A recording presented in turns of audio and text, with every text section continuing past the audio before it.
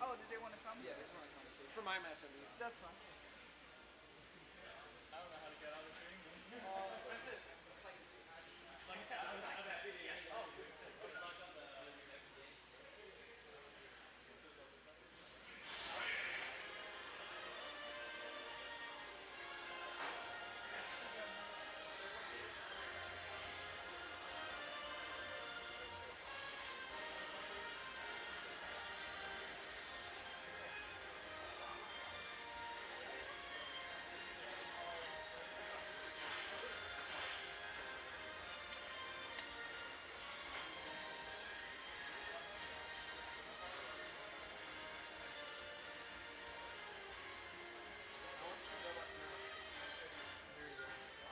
Commentary will be heard, but you won't be seen tonight.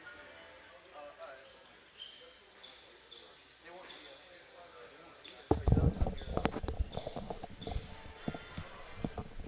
Commentary is live already, just so you know. All right.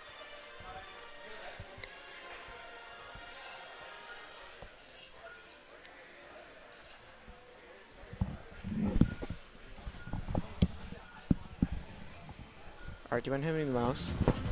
Huh? Do you mind handing me the mouse?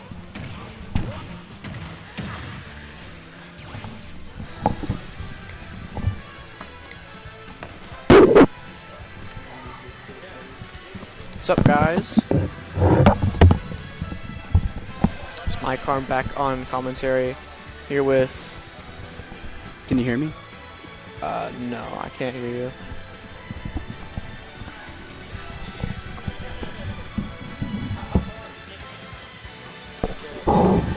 If you can hear yourself, then they can turn the mics connected. Looks like we're up against Yalmanac Choir. Choir plays Mario, right? Wario. Yeah, he plays let me see. Wario. I can go update the thing right now.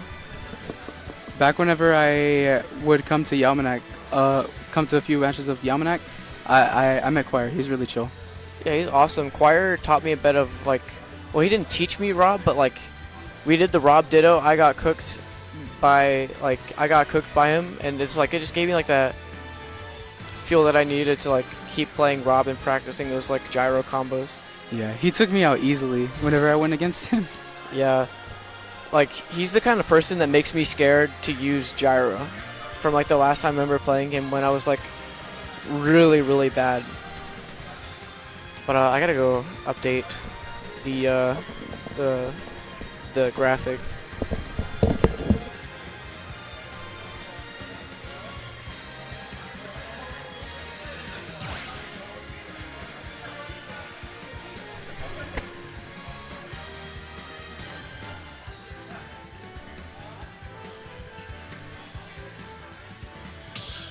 Starting off with PS2.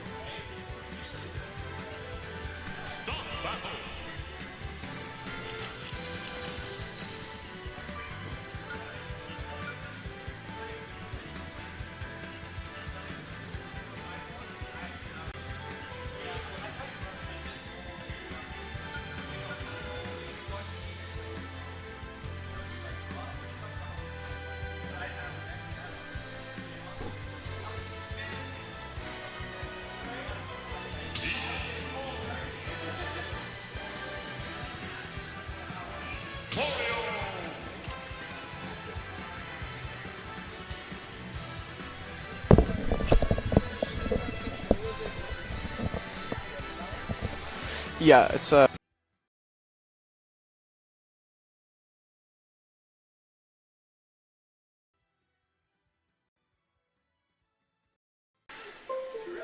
find the mouse. Here it is.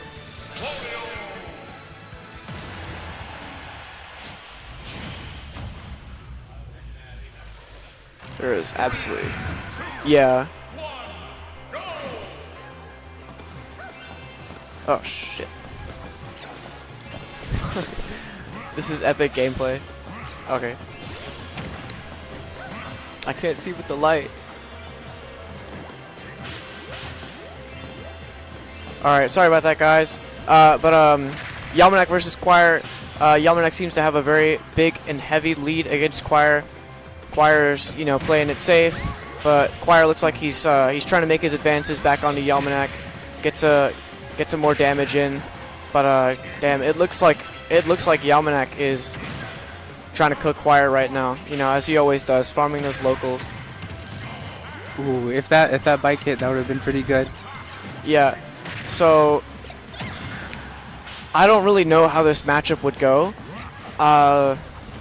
I know Wario is mostly at his best in the air. His aerials are really good. Well, this is from what I know. Take it with a grain of salt. I'm what the kiddies say, a noob. As am I. But it's weird, this matchup, because Peach wants to be in the air, so she can do some combos, some turnip chains. But she can also, she also wants to use her aerials, but, she can also trump the need to use her aerials by just doing float cancel. But they both want to be in the air, but they also both want to be grounded so they can kind of counter each other. That's how I feel this matchup would go. That's the kind of stuff that I would look out for. Having to use his down B to recover, still getting the stock taken. But, oh, wait. Yamanek has a Stitch Face here. We don't know how much this... Oh, okay. That kind of... Unfortunate SD. Unfortunate for Choir. Oh, and just, to see that Stitch Face go. There we go. All those... Already to 63. Those float cancel aerials, they are broken.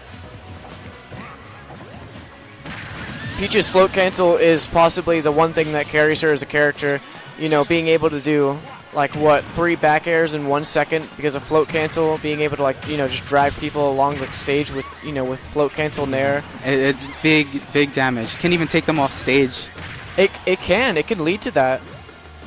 Since float cancel, you can use nair without having to, throw the turnip. You can just do that, those nair cycles into, into a turnip combo, into side B, it'll kill. Definitely scary for heavy players. It's a lot harder for them to get out. And there goes the stock. Yikes. I can just imagine what feelings Choir is going through right now with that unfortunate SD. But, shit, I keep doing this. Sorry, guys, I'm a bit of a tech whiz over here. But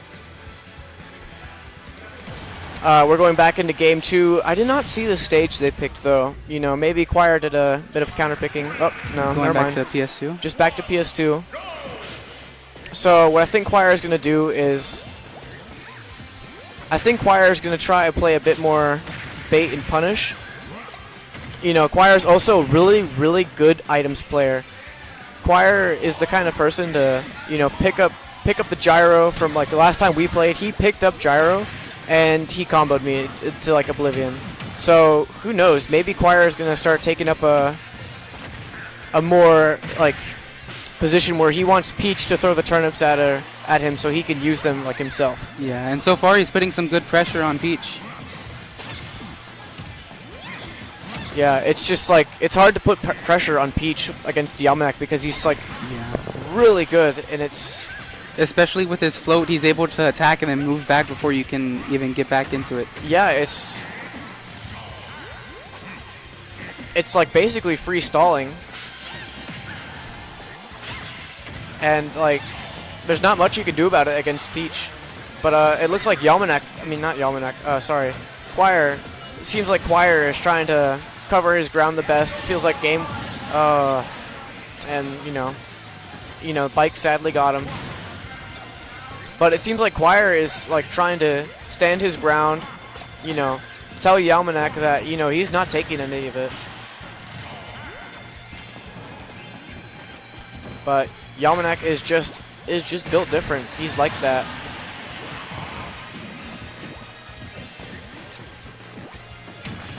Wait. Oh, unfortunate. Eyes? Yeah, dot eyes.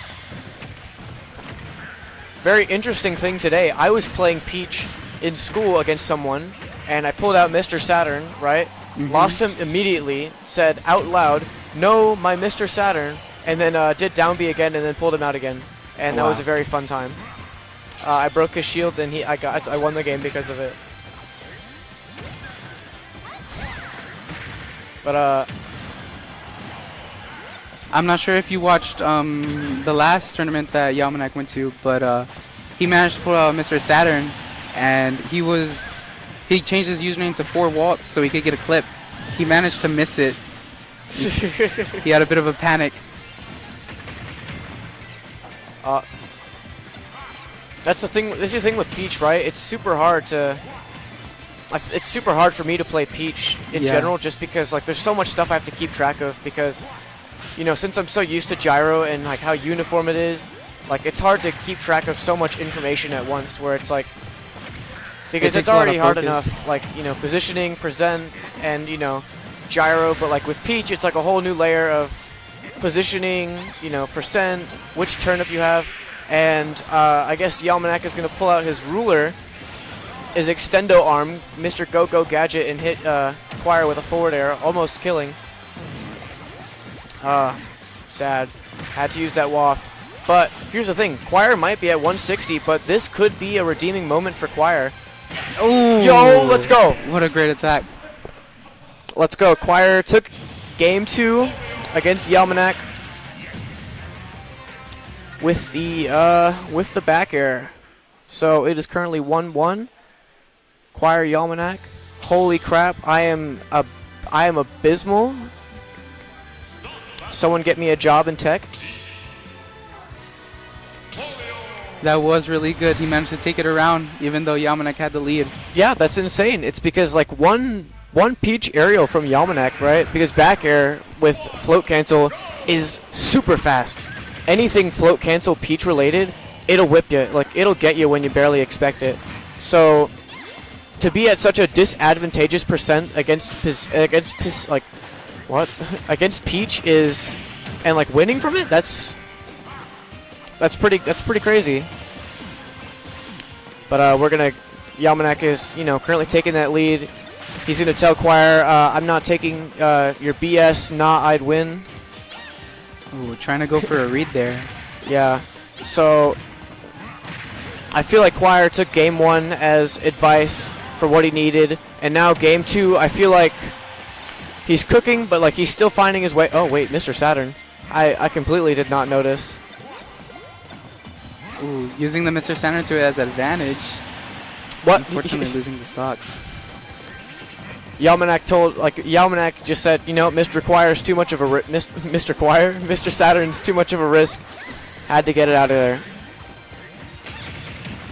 But I feel like Choir, you know, he's still trying to find his way, but I feel like he's mainly got it, you know, after that last win. I don't know if this is best of 3 or best of 5 territory, but I have no idea. But we might actually get to see Choir get a win on Yalmanac, which, you know, considering the shirt that I'm wearing that says Yalmanac for Revere, I don't know how to pronounce it. How do you pronounce it? Reverie. Reverie? You know, regarding the merch I'm wearing, I don't think Yalmanac's losing anytime soon. But Choir's down on his last stock. Oh, Yalmanac has a dot eyes, so this might actually go a little bit sour for. It's unfortunate. It's the thing with Peach. It's that like it's all like do or die. It's like all or nothing. You know, with Peach, it's nerf or nothing. You have to like,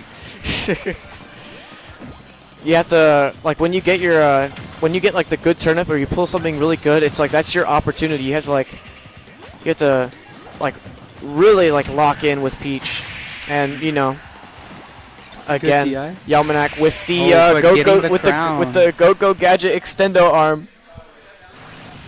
You know, Yalmanac, you know, deciding to turn into a Minecraft Enderman with that crown hitbox. I think Yalmanac's definitely going to try and show why he's up on the leaderboards for Reverie. Trying to get everybody, hey, this is my moment, let me in. I know. Choir with his 3 votes can't deal with the Yalmanac and his t-shirts and his 50 votes. But That sucks for Acquire.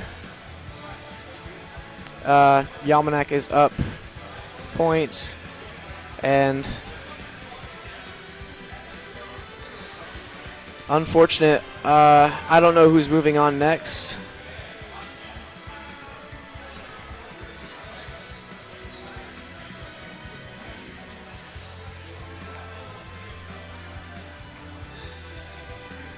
I don't know who's next. I think it might be Wandon. But let's talk about the match. That second game was pretty good. I feel like Choir found out what he needed to do, or maybe just got lucky. Who knows? It's up in the air. Maybe Yamanak just didn't lock in. But I feel like Choir should definitely hard review that last match that he got. See what worked in that last couple moments. You know, don't know if it'll help a lot, but it'll help a little bit.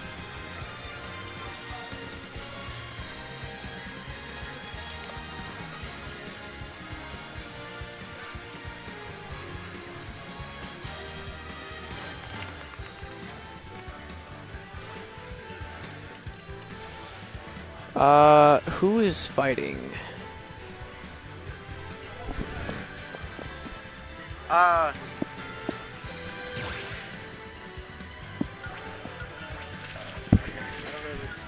I don't know who's fighting, so I'm gonna have to wait. I'll be right back. I gotta check who's on the list. If you could figure it out, or I can probably go. Do you mind if you pull up the start.gg bracket so we can see who's actually fighting? Because I do not know. Sorry guys, we're gonna have to be a little late on the names.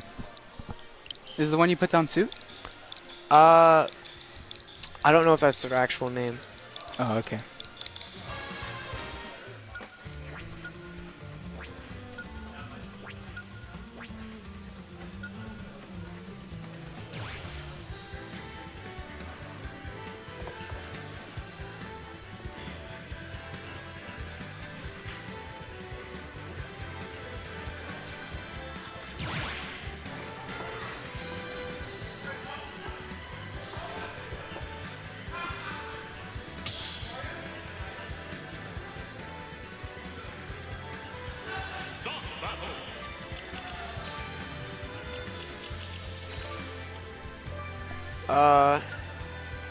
If you don't mind, tell me what the round is too, or if this is what bracket it's in.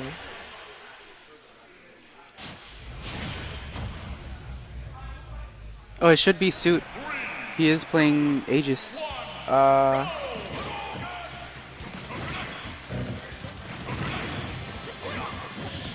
So I'm not seeing the current one.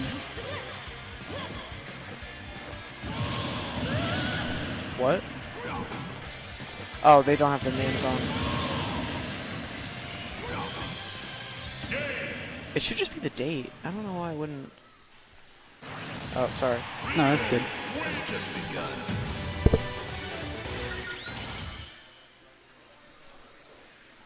So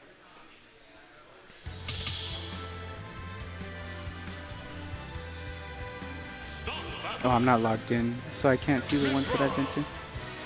I don't have Wi-Fi here. I recently just ran out of data, so it's like I can't.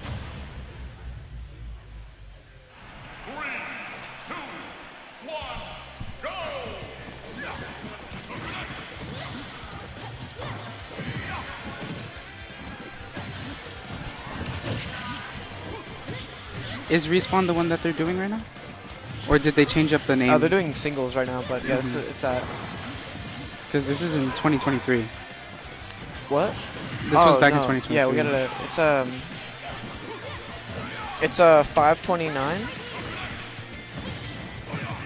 Actually, I'll just try and see who's playing, but for now we'll just I'll try my best to keep you guys commentated. Right now it's Brandon versus I'm assuming Suit. I don't know the name, but that first game, unfortunate that you know, Brandon didn't have his name. You know, kind of a late start, but I really don't know how this matchup would play. It's Mithra is very, very fast, and I feel like kind of has that one frame advantage over Ryu.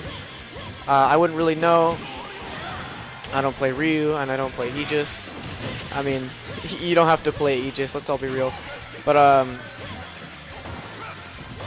I feel like that Aegis would just be like that slight bit faster, especially Mithra, and, you know, Pyro just being a little bit better at killing.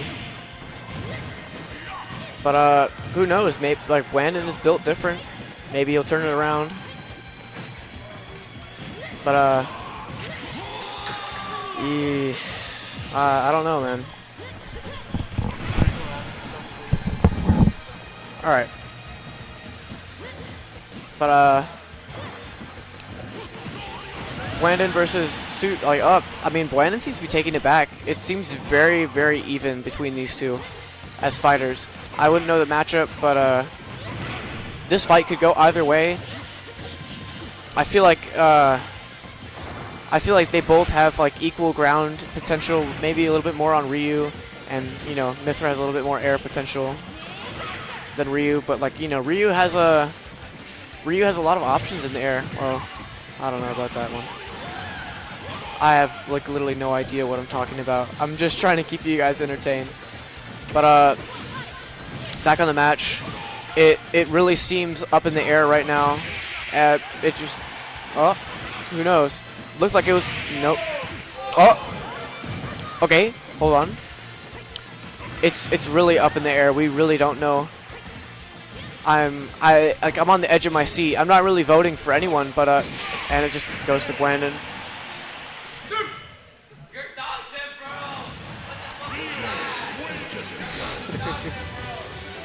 And the win goes to Brandon.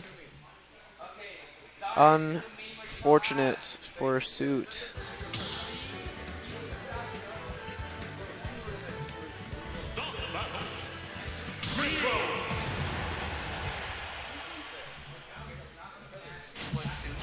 It was Suit? Alright.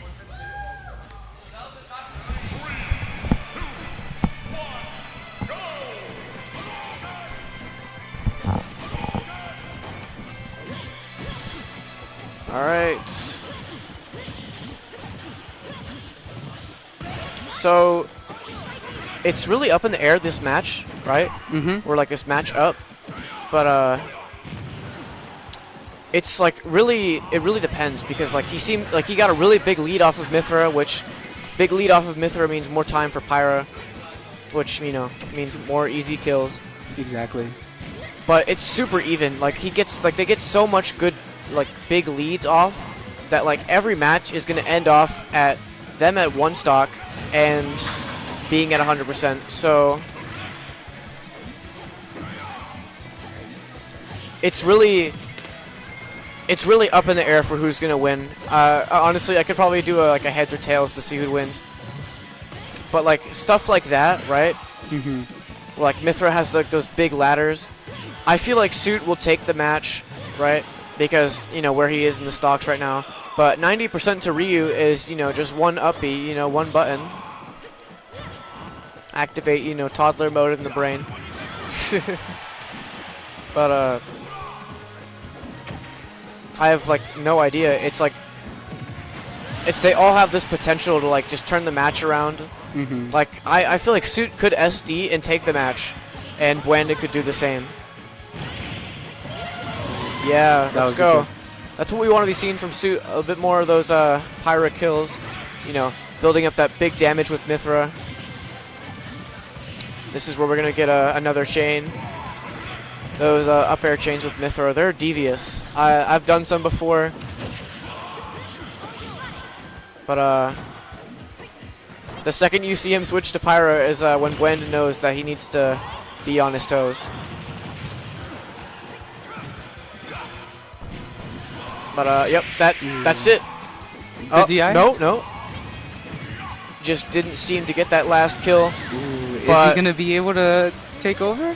Who knows? It's really up in the air for everyone because they all just have like such big combo potential. Like their combo game is out of this world, especially with Aegis. But you can definitely see him switching to Mithra right now, so that you know he's like being a bit more on edge, and I think that's going to be the game. Yep. Brandon was looking for like a great opening, didn't manage to find it. It's really up to, I feel like all these games, I feel like it's really up to, you know, if they ever get a reset in neutral, whoever's taking the stock is whoever wins neutral, I feel. Because, like, with stuff like Rob, right? Like, some Rob matchups, like not most, like very few Rob matchups, because I play Rob, are like that. Most of the time, it's if you lose neutral, you have like just as much, you have just as much of a chance to take a stock, like anywhere else on the map. Like how you could be off stage and take a stock. It's kind of funny. But they all have equal potential to, like, you know, get big damage, you know, kill, and it looks like Suit is just like getting those big combos like way before Blandon does. So you know, like big carried by, you know, how fast Mithra is compared to Ryu. But it doesn't matter because, like, Blandon, it's just like, at this point, it's like Mithra, right, Mithra is absolutely taking these games. Suit is just like, Suit is on a whole other level, and Blandon is just like, he's looking for that, like, that one mistake that Suit's gonna make, and like that's what's gonna give Blandon the edge. Game 1 for Suit was just him testing the waters, you know, dipping his toes, and, you know, Blandon took game 1, and I feel like he was trying to look for, you know, what makes Blandon tick, what his win conditions are for Blandon, like specifically what makes him want to win, and he's using that information to just absolutely destroy him. But I don't know, maybe Blandon's starting to catch on, but you know, Mithra could also just be carried and just use foresight. But unfortunate. Suit, I feel like Suit has a lot of big potential in this match. I feel like he's the one to send Blandon into losers. I don't know if this is a losers, actually. I feel like he's the one to take the set here, but it's like it's like there's not really much you could even say for this match, like in terms of who's gonna win. It's really like you just have to be talking about what's going on right now, because talking about who's gonna win is like talking about like who's gonna get heads or tails. It's like it's pointless. It's like it's up to chance at this point. Yeah, one good combo for either one. That brings it's them the to game. kill percent. So 40% at the ledge. Like PS2 has like very thin, like very like close blast, and that's the game for Blandon. But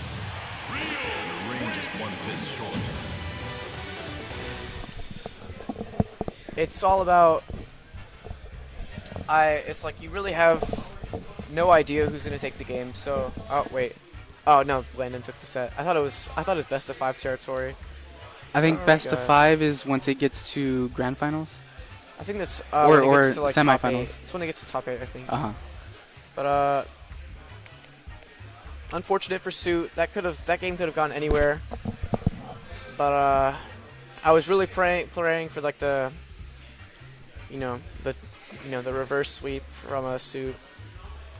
But next up we got Yamanak again versus Teapot.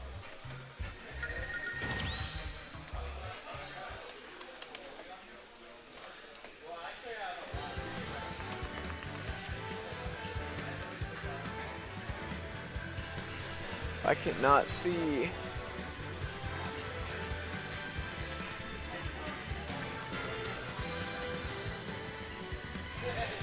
Is that it? Did I just horribly misspell his name? Yeah, the legendary Ysolmac. Ysolmanak. I love that guy.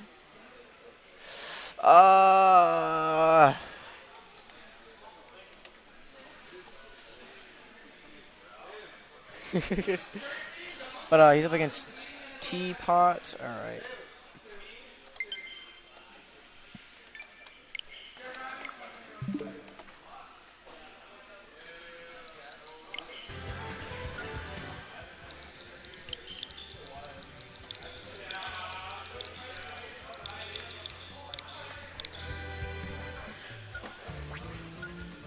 Duck, dude, I'm on something today. I don't know. Miss Vanna got me on the silliness. But I don't know who Teapot plays. We all know who Yamanak plays. You know, he's the villain of Respawn. I remember when he started getting on a winning streak, they put a bounty on him. Really? Mm-hmm. It was I think maybe $10 or so, but that was when we like first started getting out there, starting getting his wins. I am very new to the scene, but I feel like I'm very new to the scene, but I feel like everyone at Respawn knows me, and that's what matters the most. But it seems that Ooh, a Terry. He's a Terry main. Oh no, Yalmanek. I thought he was going. I thought that that Teapot was going Roy.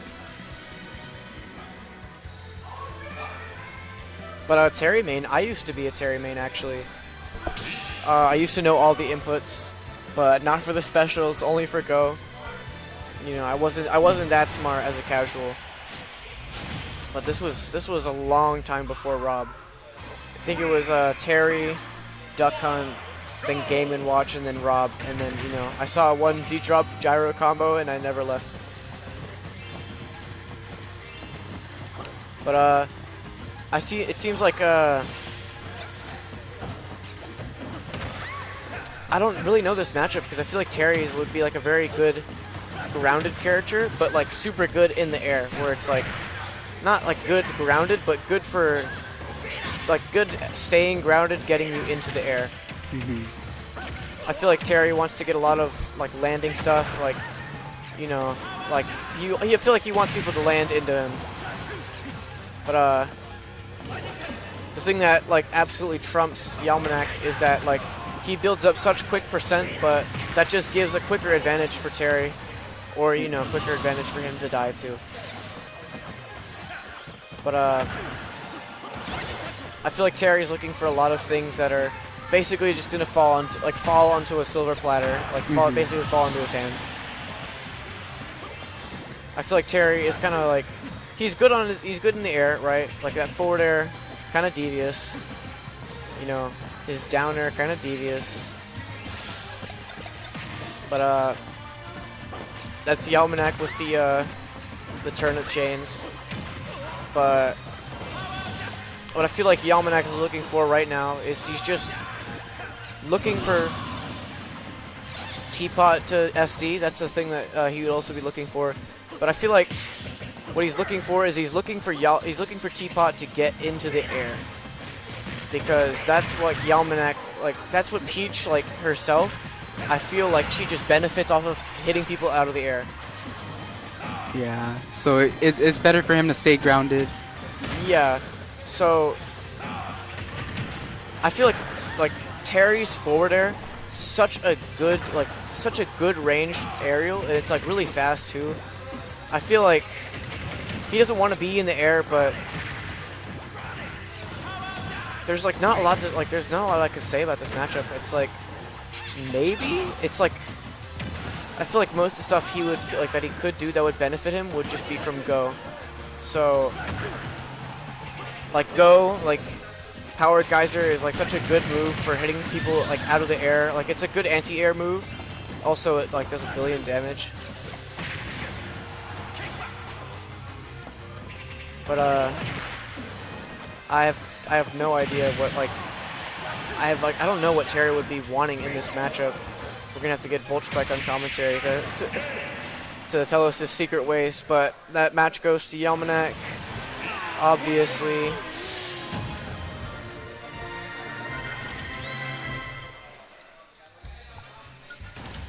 Oh, okay.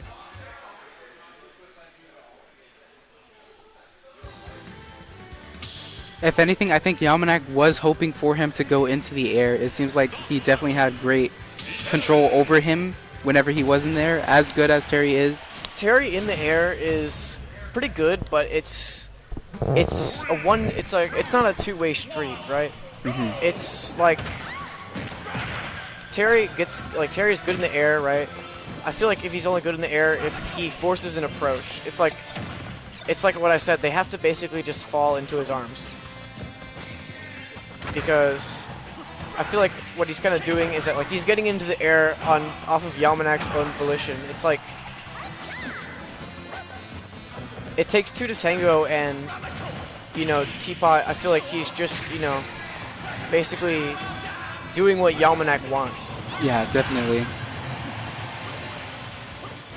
feel like it's kind of like a middle school bully, right? It's like you only fuel them by doing what they want, and it's like Yalmanak's only gonna win against you because, like, you know, you're getting in the air. It's like very disadvantageous, and it's like the best way I could think about it, like to put it in perspective, it's that Terry's gonna be a lot better on the ground, right? And Peach is gonna be a lot better in the air, and she's gonna camp the air most of the time.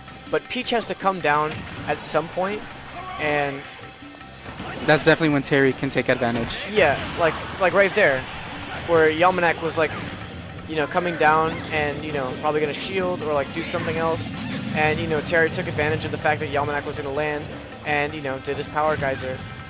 But we might actually see something crazy here. Yeah, Yalmanak down a stock. He is. He was down 2 stocks just a second ago, but, you know, he was at 160. Might as well be down a stock. Might as well be up a stock. But it's really up to, you know, how long Yalmanak could just camp him out. It's really just, it's a battle of mental fortitude. It's like camping is very hard. It's a battle of willpower for the both of them. And what I feel like Teapot needs to do right now is he needs to kind of slow it down. Oh, great tech. I'm not sure. I wouldn't be able to do that myself. Okay. I feel okay. All he needs to do is just like get something good here. Yep. Ooh. And good power geyser, managing to ZI.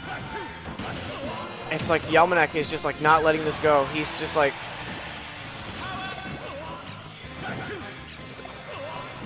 Yalmanak's gonna take this stock, and with that one. The first thing that Yalmanak does when he takes this stock is I am not going to kill him or let him get back on stage past 100%. Like when the second that comes, I'm gonna start seeing red. It's like all my combos are gonna be true now. Ooh, managing to get hit. And pressure at the end was too much for him to handle. So I feel like that match was like a good mix of, you know, Teapot, like, I feel like that match was a good like mix of Teapot, you know, like finding out what Yalmanak's doing, but also kind of the stage, right? Yeah, he definitely was playing to his strengths on this one. See, now Yalmanak's going for Town and City. I'm very curious on what the bans are. Like, they need to put like a Steam Deck, like a Stream Deck over there for like with like the stage bands so we can actually see them. But I could see Yalmanak, he's going for like, you know, because Terry, you know, he wants to get in, he wants to be grounded because, you know, he has absolutely no range at all. Like the least amount of range you could possibly give someone. And Yalmanak picking such a good stage, right? It allows him to be threatening at a distance, right? Because the farther away he can be, you know, the more he can pull turnips, the more he can kind of like throw turnips at him and just like keep him play a game of like keep away, build up damage, and then, you know, kill from it. But what do I know? And, you know, Yalmanak decides, you know, I'm gonna have a bit of extra frames on my counter, you know, because I feel like it. But Yalmanak with those float cancel trains, it's devious. I really like. It's hype when you see it, right? Mm-hmm. But at a point, like, it's like, it's painful for the like. It's like it can't not empathize with the other player. But we got us. Oh, dot eyes. Yalmanac is locking in and took the stock with the dot eyes. That was great. Can't Now he's jump. taking lead. Can't jump from there. So Yalmanac's big combo starter for turnip change is float cancel up air, and that's the kind of move that keeps like that gets those grounded players like out of like that keeps those grounded players in the air, right? Oh, okay. We got a unfortunate. Missing the stitch.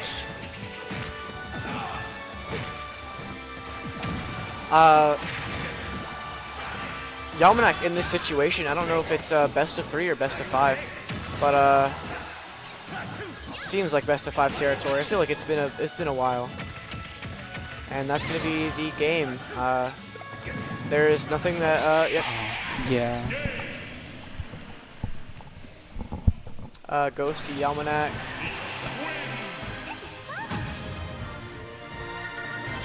Yalmanac Having another shot. looks like we're going into best of 5 territory. But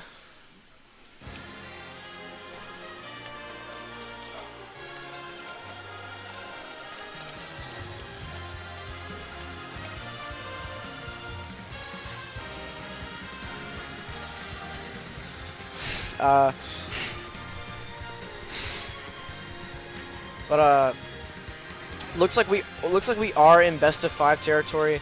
I don't know what Dusk is. I don't know what Teapot's gonna do here.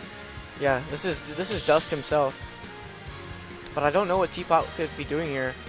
I feel like he just needs to benefit off of more of those big flat stages that are like close, like that kind of box him in with his opponent, where like their opponent has like no choice but to get up close. This stage I feel like would be good for him. I mean, instant turnip. I don't know how that'd be. I don't know how that'd be bad for Yalmanac either. Wow, Ooh, getting the hits already to what? 105. That is like the power Big of Stitch damage. Face. It is disgustingly broken, but it doesn't even matter at this point because Terry being at go, right? Yeah. It's kind of like a trade-off because like the whole thing with Terry go is that like it's supposed to be like. It's kind of supposed to be like turn-based combat, right? Where like both players at 100%. So even if Terry is at 100% has his go, right? If the player like Yalmanac gets a Stitch Face and gets into 100% in four moves, Yeah. He can still be in it. yeah, he's still like so in it. Like he has such an advantage because like Go's not really gonna do anything, you know, before like what 70-80%. And you know those. Wow, and already getting a combo. This might be another stock. There are those float cancel air dodge throws. I think. I don't know. I think it's air dodge cancel throw, but I don't remember what it is specifically, but it's an air dodge throw float cancel or like something like that. But you know Yalmanac, I think he's just he's locking in right now. Definitely. Like, yeah, look at that. Yeah. Wow.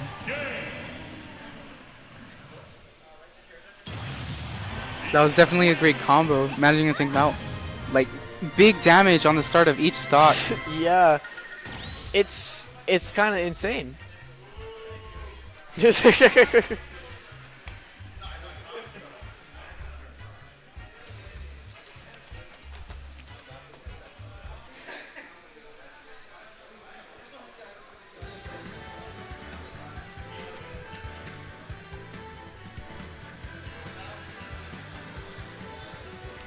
But if I were him, I would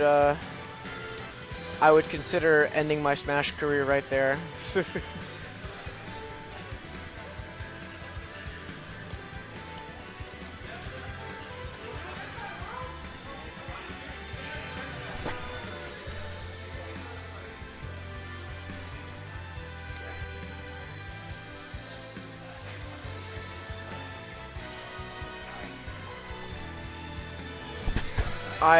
Okay, so it seems to be Gwandon and Jacob.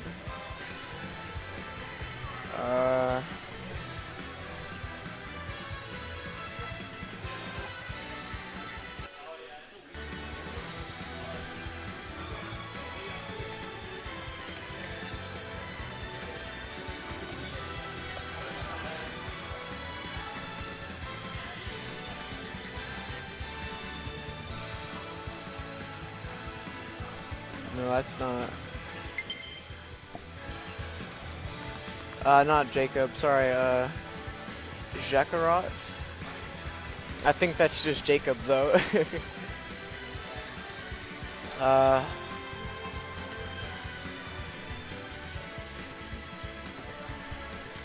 But that was a very interesting last game because it almost like seemed like Yalmanac was just taking games. But honestly, what time is it? Oh shit, doubles might be starting right now. I think we might have to go check in with T.O. Yeah. Sorry, guys.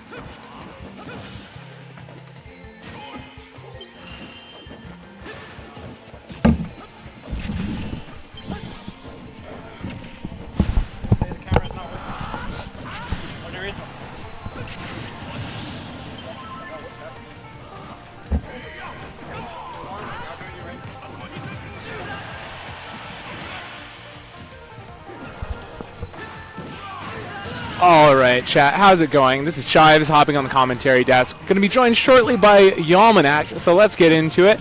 Seems like we're in game one of Blandon versus Jacarot. Jacarot's got a nice, comfortable lead right now. And being on Smashville here, it's going to be very difficult for Blandon to get in since Jacarot can just kind of hold that center space really, really well. And since he has the lead, that's going to give him a very good opportunity to close out this game. Blandon, of course, not going to make it easy, finds his way and gets those edge guards.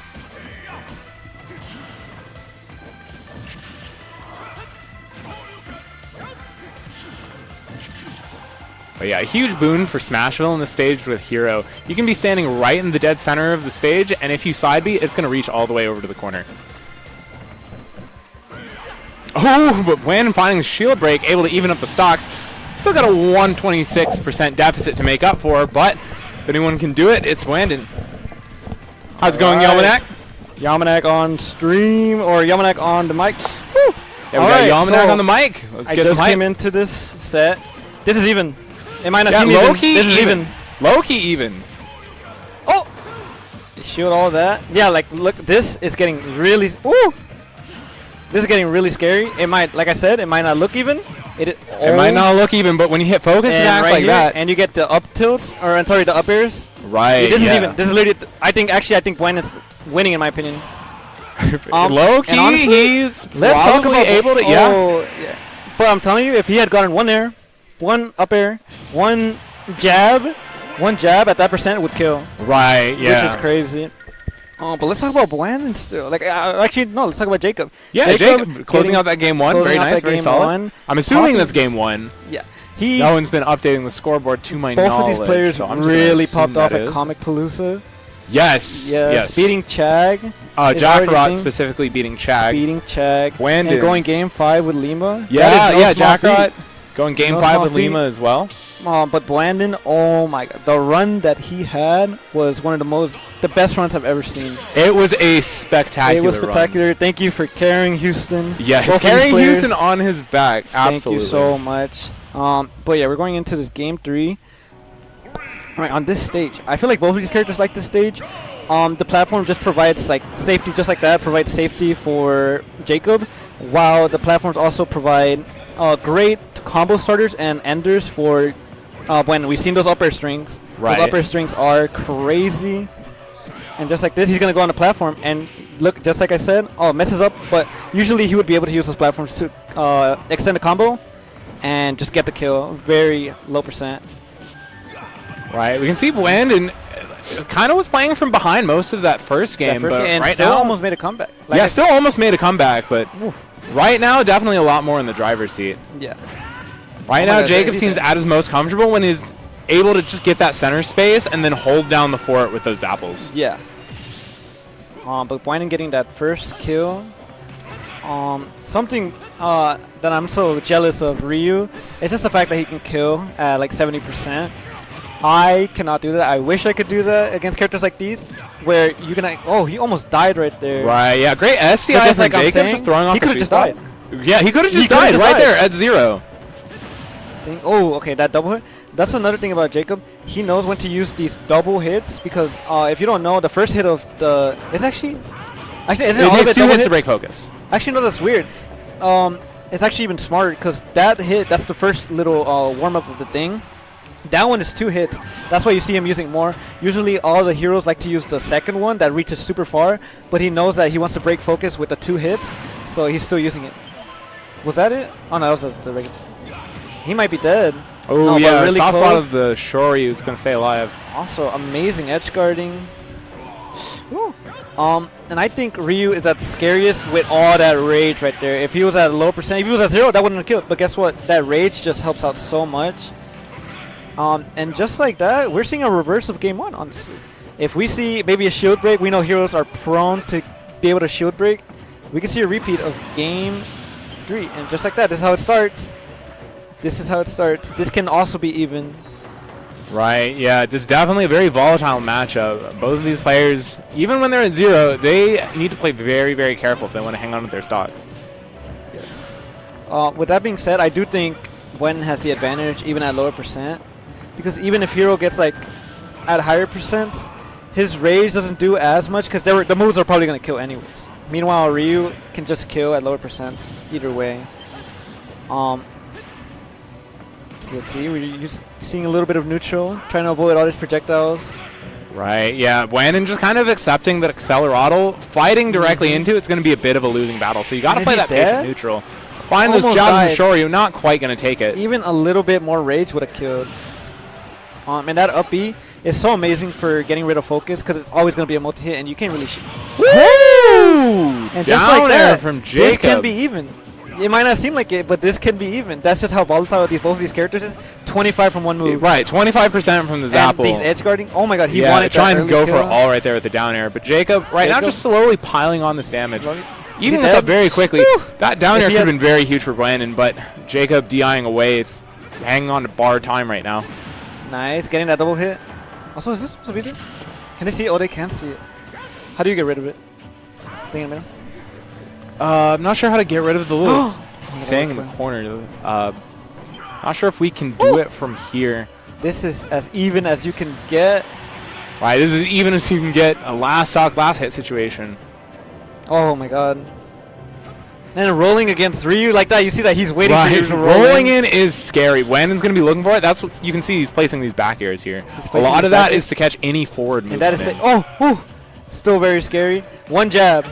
Oh my god, and he doesn't get the Yeah, it looked like he might have been going for the hard Tatsu. Oh, but just going for the high Tatsu. amazing from Blandon. Like Yeah, I said, great we're both stop. saying You can set back this up. is very volatile match. Both of these people were down 2 stocks, and guess what? It went to last stock. Right, Just shows yeah. how evenly matched both of these players are, just how amazing. Right, yeah, both of these players amazing. And they also have played a lot of times.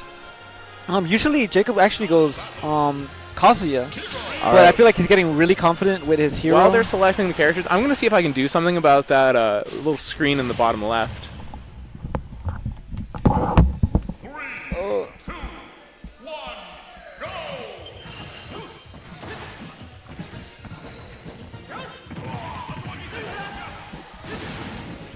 Alright, so this is game 3. This could be the deciding match. But as we've seen, like, the stocks don't really matter in this game. You could be down 2 stocks, you could be down 3 stocks, and guess what? You still have a chance of making it back just because of how much damage and how much killing potential both these characters have. That being said, that is not to say that the lead is not important. The lead is still very important. It just matters how you use it. But the shield play from Brandon is really good, but also the defensive play from Jacob is also great as well. He knows how to space this character, and spacing with this character is actually really difficult because his airspeed isn't that good. So whenever he's moving back just like that, he doesn't really move that far, but Jacob is so great at doing it that it doesn't really matter how bad his movement is. Alright, nice. Not really being afraid of anything Ryu can do. Barely doesn't get the kill there. And yeah, gets the up tilt kill, or the up air kill. That move is really, really fast, and whenever you have any of the power-ups, it just can kill, bro. It's really crazy how this character works sometimes. Yeah, and he's just reading all of the... He's reading all of the Tatsus and when they're going to end. That being said, like I said, this might seem like Jacobs has a really good lead, but it could just disappear in one moment. That being said, Jacobs really... Ooh, if he got that kill, I could have sworn that would have killed. Oh my god, did not grab, but Tatsu just has so much lag that it doesn't matter anyways.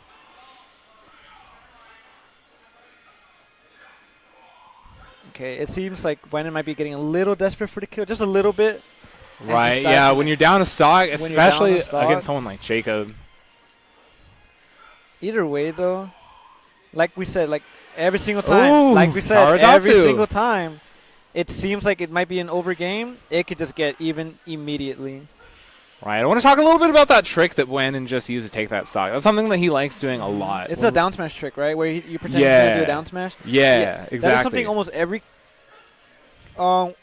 character can actually cancel their up smash, but I think Ryu and Ken are one of the few characters that can cancel their other smash attacks into a really strong move. So you've actually seen Lucas do this a lot. I'm pretty sure you've seen the Lucas tech wherever he can do up smash, get the invulnerability, and then just move afterwards. I don't think I've seen don't that know tech. that? No, I don't It's know that. cra- Wow, oh, that's this might be crazy. That is crazy. Yeah. To be fair, you don't really see Lucas that much in general. Gets the kill. Oh, wow. All yeah, right. solid So from Jacob. Jacob, Up 2-1 right now. Yeah, really using his lead to advantage. We said before that like this can be very volatile, but whenever you're playing really safe and have the lead against both of these characters, they're a little just too slow to go in my opinion. I heard FD and Hollow Bastion getting banned. Yeah, these are like more flat stages. Well, actually, not light. But we're going back to small battlefield. All right, game 4. I'm feeling a game 5. Do you feel a game 5? I feel like this is gonna be a game I'm feeling 5. a game 5. I feel like this is gonna be a 2-stock for Gwen in my opinion, because they keep switching like stocks. And Right, yeah, like they keep just adapting to each other so well. Oh, 25 damage from that. 44. All right. Now, Gwenin is very careful when that move just goes really far. And it could be annoying for Ryu because his backstep is actually kind of slow in my opinion. Oh my god. And Gwenin just getting out of there. He did not want to deal with that at all. Right, yeah, smart. Ooh, very scary with the thwack coming out. All right. Okay. Yeah. Oh my god, the fact that it didn't hit, I don't know if you guys have seen that hitbox for Kaboom. That is one of the best hitboxes Right, in yeah, the game. it's massive. But even bouncing off the shield, I was a little bit worried that it might just explode on him anyway. But Jacob having an amazing lead. I feel like one thing Jacob's gotten better at, especially on game 4, is just his spacing, just moving slightly back to not get hit by any of these moves. Oh, my God. Ooh, excellent nair to cover the ledge. I don't know if they realize this. Yeah, Jacob has no mana. Could that be it? No, gets so weak hit, I think. I think there has like a hurt. Woo! Almost reading that rolling. Oh my God, this could be it. If he gets that down air, is he dead? Yeah, the down tilt's in the Shoryu. Still very even matchup. This is basically the first time we've seen like the second stock be even. We have not seen that this entire set, where like both of them go to their second stock and still are relatively close. Right. Yeah, it's always been kind of one running a train over the other. Yeah. Maybe we're seeing a little bit of adapting from both of them coming right now. Right, yeah. Neither one of them seems to be, like, particularly in the driver's seat, you know? Not in this game. All the other games did, but this game, like that, it's just very, very even. Right, very exciting. Both of these players definitely want to stay alive. Oh, no. Yeah. Might have been going for, like, a different move and just got the input by mistake. Sometimes that happens. Oh, my God. Actually, amazing use by that up B. He noticed that, like, Brandon actually, his side B gets hit by on the ledge, even if it doesn't go above. And doing that to bring him in. I feel like he's going to, at some point, he's going to get an up tilt kill from that. And it's probably going to be the end of the stream. Ooh, goes for all with that collarbone nice. breaker. I feel like that was a back air, don't you think? Oh my God, he was dead from that. They are very careful. He's going to go for an up tilt here. Yep. Yeah. I knew it. He's going to go for an up tilt there. Jacob loves up tilting there. And just making sure. Oh, is this it? Yeah, confirmed to Tatsu. Great stuff from Brandon. All right. He wants to be very careful when not using. You don't really want to approach this right now because you can't do it without what's it, the fireball? I don't know. I'm forgetting the name. Right. Yeah, and you can see Jacob knows what's going on here. He's perfectly content to just throw out those apples. Yeah. Forced Brandon to work his way in. Oh my God, could he die? Oh my God, I feel like that was a forward smash. Can it be a back air? Oh, it doesn't get the back air. I feel like that was a perfect chance for a back air. Yeah, he needed that barrier. Right there, Brandon knows that if he goes low, he is not getting that hit. Oh, yeah, a little bit of a missed time on a parry, it looked like. Yeah. Oh my God. Brandon's so good with, like, he barely missed that. But Brandon knows exactly when you want to jump, so he predicts those early. But that's a 2-hit? Yeah, wait, that's a breaker. I thought that was a first hit. I'm so crazy. Like we said before, this might seem like it's a... Oh my God. This might seem like Brandon's in the lead. This could go anywhere. Right, yeah. This is a percent where one good opening could lead to an advantage sequence. Oh, no. Oh, if he had gotten an up smash crit. Yeah, if he had gotten a crit, that could have been it. Will we see that clutch factor of Brandon? Oh my God. Right, Almost clutch factor of Brandon or the RNG factor of Hero. Is this going to be clutch? Oh my God. This really is anyone's game. Last hit, but that's not the hit that you want if you're Jackarot. Brandon seeing the opportunity to just go in, find that down tilt to confirm. Oh, that's not the spell you wanted if you're Jackarot. Unlucky. And amazing recognized by Brandon. One thing about Ryu that's really good is that you might think like, oh, he has an up B, it will kill like at 70%. He has confirms into it. Obviously, he has confirms into it, but those confirms do so much damage that I don't think he might have died without it, but just the extra damage from the first attacks do so much for these type of matchups. He probably wouldn't die if he didn't do it. Right, yeah, there's little ways to add in damage. Adding damage into the so confirm to up B. Like, even just a little bit of percent here and there from and just like a straight fireball. We said, that is a game 5. I think this is our first game 5 we've seen. All right. But like we said, the lead does not matter in this matchup. It can, but it...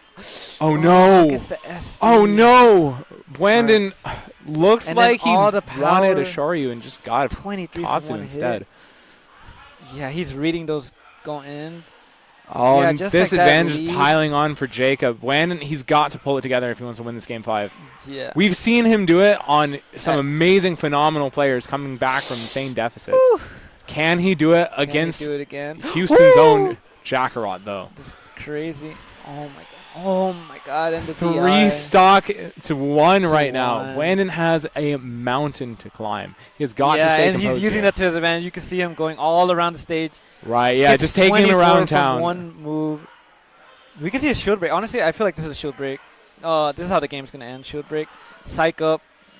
Oh, reading the spot dodge, Jacob. He's just running away with this right now. Oh, almost ended it all with that fireball. And oh no, the whiff on the Shoryu. That's not what you want if you're Brandon. Oh my God. Oh my god, wait, the mix-up? Okay, he's getting the mix-up. Okay, starting to feel himself a little bit. This is how the comeback starts. I think he's going he's going above him way too much. You need to stop going right above him. He's going to get you with that up tilt. Right, yeah. When up tilt is a win condition on the table, you really don't want to be above that hero. Right, but Blandon Jumping playing right. very careful around these apples. Oh, tries to let it go with the focus, and that is going to not take it. Ryu staying alive. Blandon on borrowed time right now, though, at 179. Oh my god, finding the nair into the dare, not going to get the strong hit, though. Oh, that could have been huge for him, but unfortunately for Blandon. I felt like the SD really affected that game. Yeah. It made him go a little too much in. Obviously, like, right. when you're in a depth set, you need to go in, and after like an SD, it makes you a little like you're not even tilt a little. Even you're going to be tilted. Even a phenomenal competitor like Blandon, you're going to get a little bit tilted from a situation like that. All right, well, GG's to Jacob. I will be fighting him in winners finals now. Oh, okay. Well, best of luck to you. To both of us, he's right there. Yeah. Best of luck to you as well, Jackarot. Right. Congratulations on the win in that previous set. Very nice, clutching out Game 5. All right. All right. Jackarot's going to be going to the restroom, but after that, stay tuned. We're going to get started with winners finals.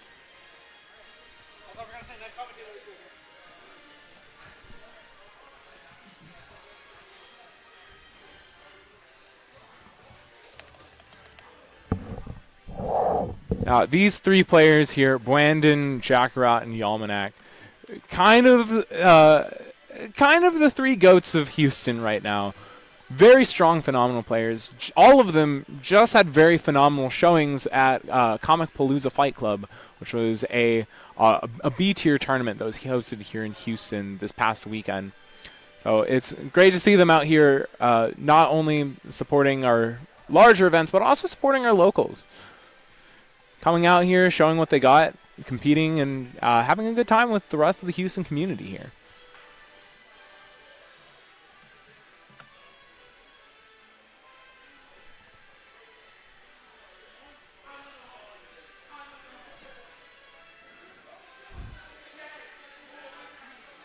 While we're waiting for the match to start, I do want to point out both of these players, Jackarot and Yalmanac, are currently campaigning for a Texas Invitational tournament, Texas Reverie. Now, if you don't know what that is a invitational where you can either qualify through winning certain events, or you can qualify through vote-ins. And we are in the vote-in phase right now. So if you are wanting to see more of these players, definitely consider pitching into their campaigns. $1 is one vote.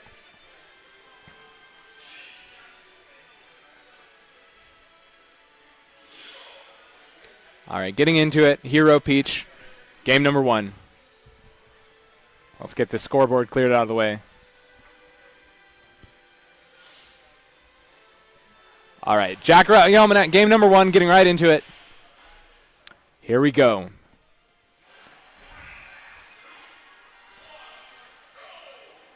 Right now, Yalmanac with the immediate turnip pull.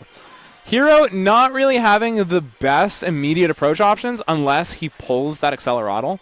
So running away and just getting that turnip pull, that if you're Yalmanac, that opens up 0 death routes for you. I definitely think that's a great way to open up and start the round. Right now, Jackarot pretty solid. Just doing his best to keep his distance from this Peach here. Take advantage of that longer range. You have a sword. You have the power of Zeus with the side B. Take advantage of that. Excellent stuff from Jacob right now, from Jackarot.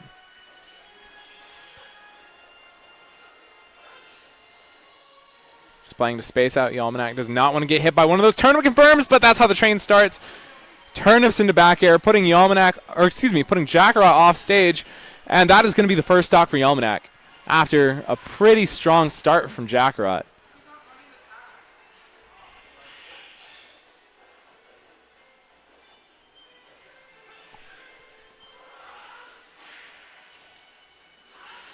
Oh, yeah, using the buff to just close out that stock, even things right back up.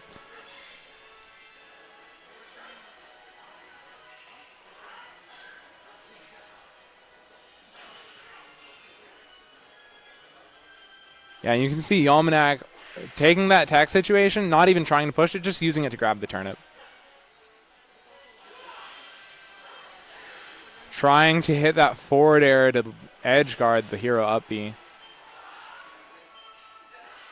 Yeah, I'm pulling the zoom. That's going to get you out of that edge guard situation. Great stuff from Jackrot.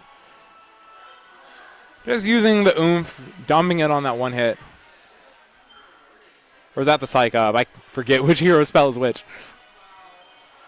All right, Psych Up active right now. Got to be very careful for your Almanac. When that hero's glowing red, you want to run away. It can be very, very difficult, though, because he can just close in on that space. Psych Up coming back up. Kaboom active. Accelerato Psych Up. That is not the spells you want on deck for your Almanac. You really don't want to deal with this buffed up hero. These strong hits can take away percent like nothing. Or potentially even close out stocks really early. Oh, finds the up air into down air. Or the up B into down air, excuse me. Using the sizzle to knock away the turnip. Good stuff from Jackrot.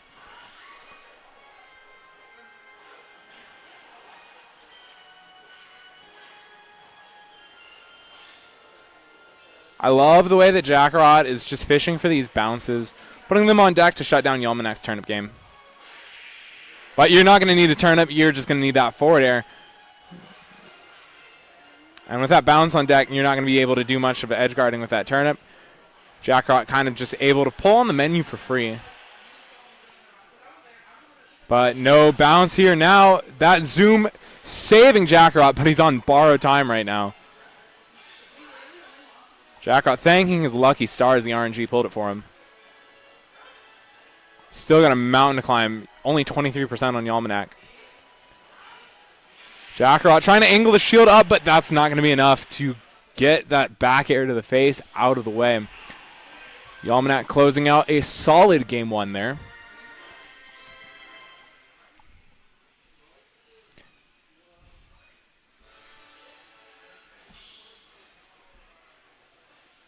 All right, running it straight back to Pokemon Stadium 2.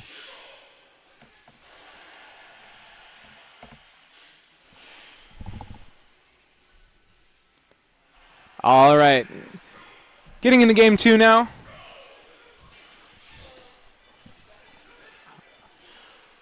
All right, we've got a co-caster joining us now. Why don't you introduce yourself? Yo, I'm Yosek. I joined a few times. I think my score is like 2-8. So I'm not too big on the scene, but I come every once in a while. I love supporting Almeda. Hey, I mean, whether you're going 0-2 or winning the whole tournament, doesn't matter. Still part of the community and still love to have you here, man. Mm-hmm. Yeah, thanks for joining me on the commentary desk. Yeah, I did this a bit earlier and it was fun, so I just thought I'd join again. Yeah, it's lots of fun. Glad to hear it. Yeah. Plus, it's really friendly with like everybody. So yeah. I don't think you would have cared. Definitely a good vibe for sure.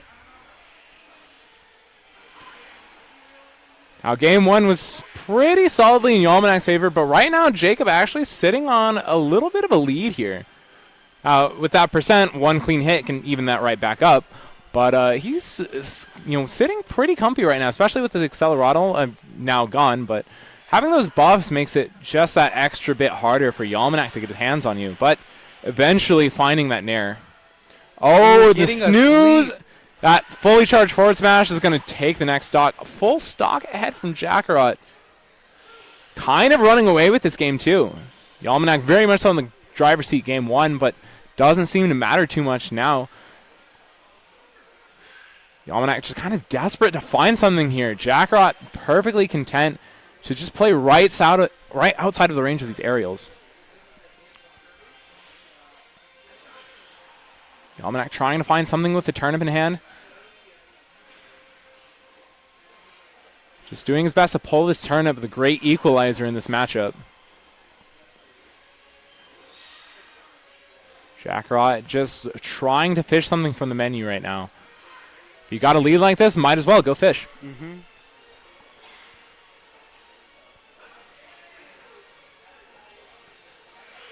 Excellent spot dodge, getting the down tilt forward air, just putting Jacob off stage. He got Accelerato back.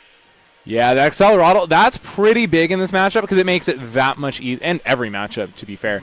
But yeah, in this matchup in particular, it makes it very easy for you to just space out Peach since you're going to have the better speed and the better range and the better side B using that Zapple to take game 2, evening up the set count. Great stuff from Jackarot.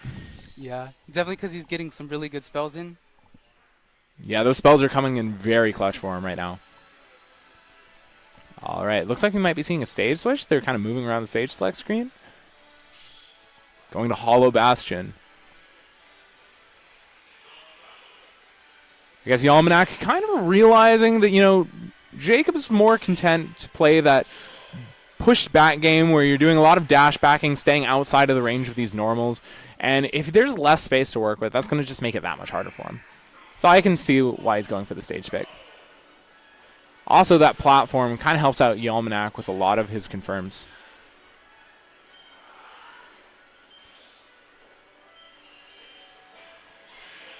But yeah, that bounce going to be shutting down the turnip game. Very good spell for Jackarot.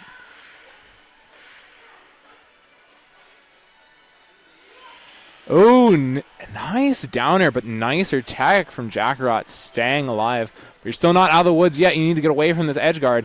Zoom's going to do it, but just barely. Almost got sniped out of it by that turnip.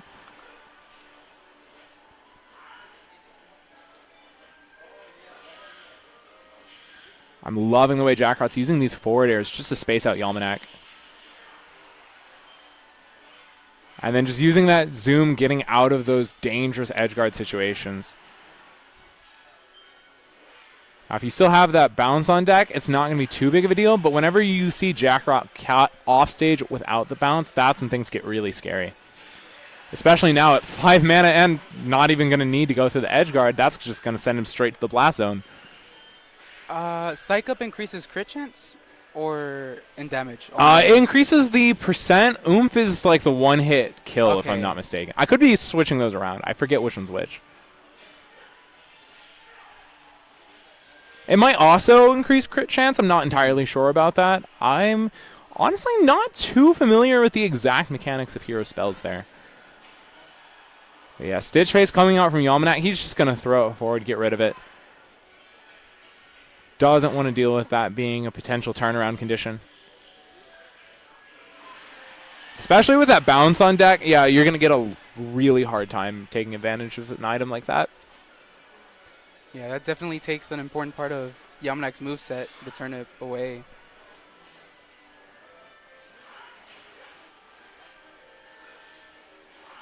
Ooh, nice counter. Recognizing that Jackarot was kind of getting a bit antsy to swing there. But yeah, Jackarot getting caught on the stage, not going to be able to make it back. Now Yalmanac up a full stock. Now these sets with Jackarot and Yalmanac usually go pretty close, so I'm not going to be surprised if this ends up going to a Game 5, actually. All right, both buffs on deck. Hero glowing red. You are normally wanting to stay away from this, but Yalmanac just staying in his face. Just dropping these turnips, holding him at the ledge here. And yeah, that's why you want to stay away, because this situation, not great for Yalmanac. Jackarot trying to pull from the menu, find some way to cheese out that stock there. Not quite going to get it, but still going to get a lot of damage and the ledge trap. Yalmanac just rolling away from it, though, ending up fine. That kaboom, not quite going to take it up. Yalmanac just slowly air dodging back down to the ground. Working his way out of this situation. And the thwack is going to catch him jumping from ledge. This is still anybody's game. 88% is not an impossible deficit to make up. But you are going to need to play it very well if you're Jackarot here. Now Jackarot kind of low on mana right now, only 14. And having to drop some of that on the zoom there also is not going to help your resources. Yeah, I tried to pull another zoom from the menu, but couldn't find it in time and just dying off to the side blast zone there. All right, now Yalmanac up 2-1 in the set.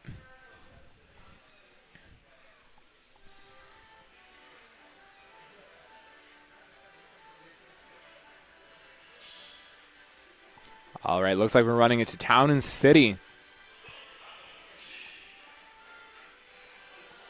This stage typically considered a pretty good one for Hero. You can kill off the side blast zones pretty early, and also the way that the platforms are arranged makes it very good for getting up Bs into like an up tilt or some other shenanigans like that. So definitely keep your eye out for how Jackarot is positioning himself.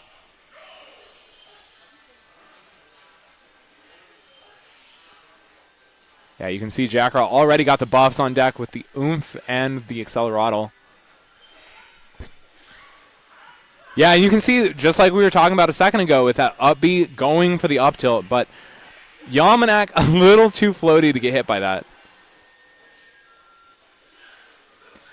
That one, however, is going to connect pretty solidly, since no more buff on deck. But now the Psych Up and Oomph. This is a dangerous situation for Yamanak playing this neutral, and the sliding F tilt. Jackarot's going to take the first stock here. Nice grab from Yamanak. Just trying to contest Jackarot holding the center there.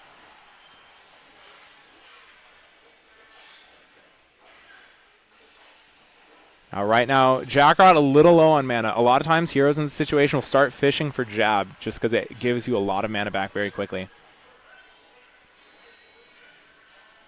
And you can see with the Acceleratl running out, Jackarot's going to have a bit harder of a time in neutral now. Pulling the zoom, making it out of that edge guard situation.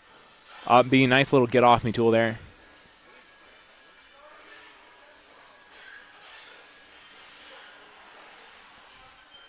Yeah, that zoom going to save him from that turnip going just under him.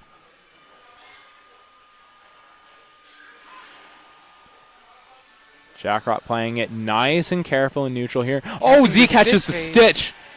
That could potentially be huge for Jackarot here. Still has it in hand. Oh, catching Finds a toss and recatches it here. He's still got it. Finally, Stitch is gone. Yamanak breathing a bit of a sigh of relief, but you're not out of the woods. You still have to land. Resetting to neutral. Jackarot is out of mana right now, and Yamanak finds the back air to the face. And with this turnip in hand, this could potentially be very bad for Jackarot. Yamanak definitely has those Mute 0 to deaths on deck. Finding the up air confirm, that's a lot of damage. Tries to read the air dodge, nobody home for it. Just slightly misses.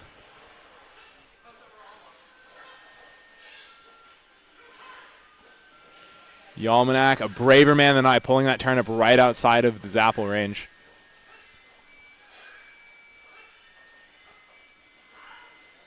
Right now with the Acceleratl, Jacob just trying to play it very slowly, searching for his little opening like that F tilt there. Taking the second stock. Jacob has a bit of a comfortable lead right now, but one good edge guarding sequence could take that away. Psych up on deck, putting Jackarot off stage. Nice tech. Staying alive and finding the forward smash! Jackarot taking it to game 5.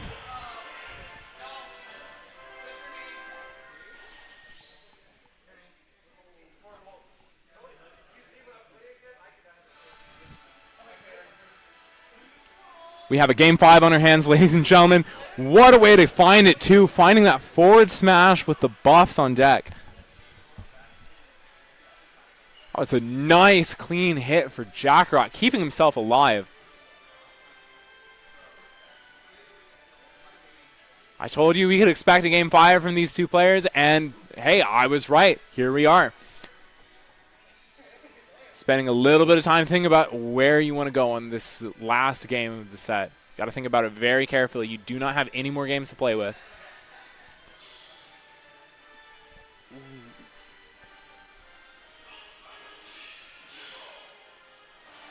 All right.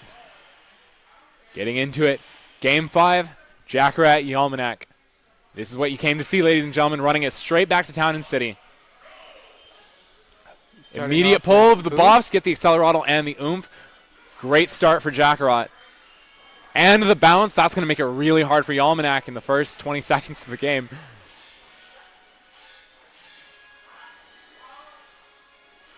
Damage buff's going away, but that bounce is still on deck, and getting that Psych up right back up. Got to play this very careful with the heroes glowing red, as we just saw in that game 4.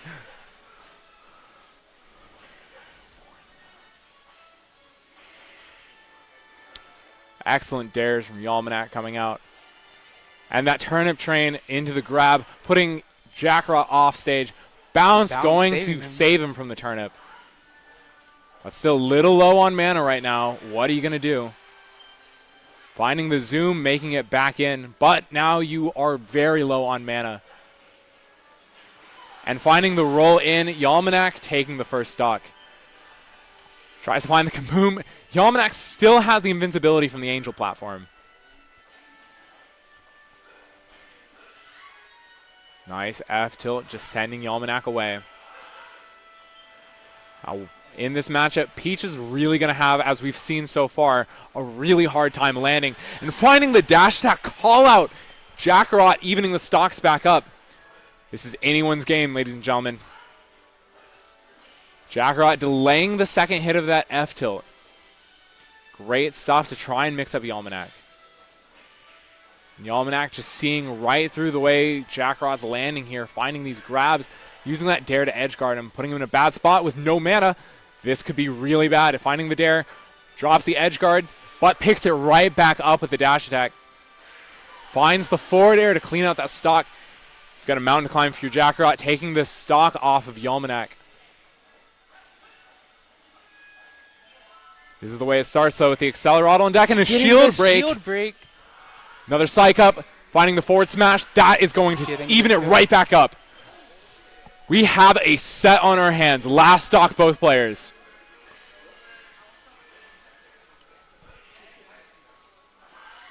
Jackrot just sharking under him, trying to find these up tilts with the Accelerado. I love the way he's using these pump fakes on the neutral B to mix up his movement. Oh, that whack could be scary. Anytime I see it, my heart rate goes up just a little. Both of these players playing so carefully right now. And a Stitch face comes out. That could be huge. But Yalmanac not wanting the volatility. He's going to say, I don't need a Stitch. I'm better. I'm just going to throw this right off stage. Keeping this advantage state going with these up airs. But Jackrot being able to land with the zap. Trying to find something with an air. A little low on mana and getting thrown off stage. This could be bad. Zoom's going to bail him out. Just barely missing him. Oh, Yalmanac trying to go for a read with the up smash there. I like that idea. It's pretty safe if you let it rip and no one's home for it. So it's fine to just start swinging in those situations, especially since Jackrot is going to want to stay away from you. This is so tense. Last stock, last hit. With the psych up too. That bounce going to save you from a potential turn-up edgeguard, but you are still going to need to find a way to open up this Peach in neutral. Yalmanac keeping the pressure on with these back airs. Very tense situation, but that up B into up tilt not quite going to connect with the flame slash. Jackrot taking the set. Excellent stuff. We love to see that. Jackrot popping off. Very excited. That was a great set. Clutching out that game 5. That was a great set. We love to see it. Both of these players hugging it out. Lots of respect for each other. Both of them sharing the same sponsor, Turnip Cafe. Yalmanac's still going to be in this, coming back from the loser side, but Jackrot advancing on to grand finals through winners.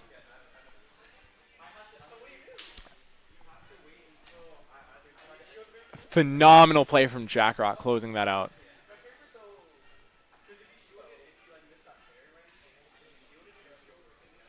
What a set. What a fantastic set.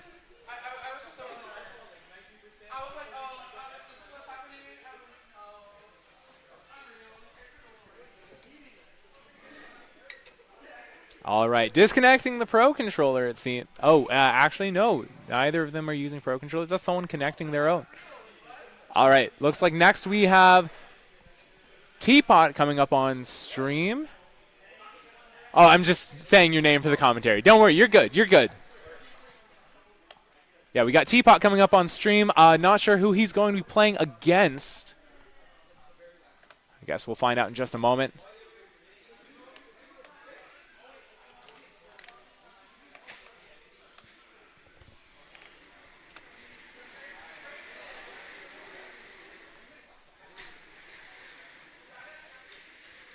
All right. Getting set up. Seems we're just waiting on that opponent to come through. Are you looking up the bracket right now? Yeah. Gotcha. Finding out who Teapot's going to be playing with.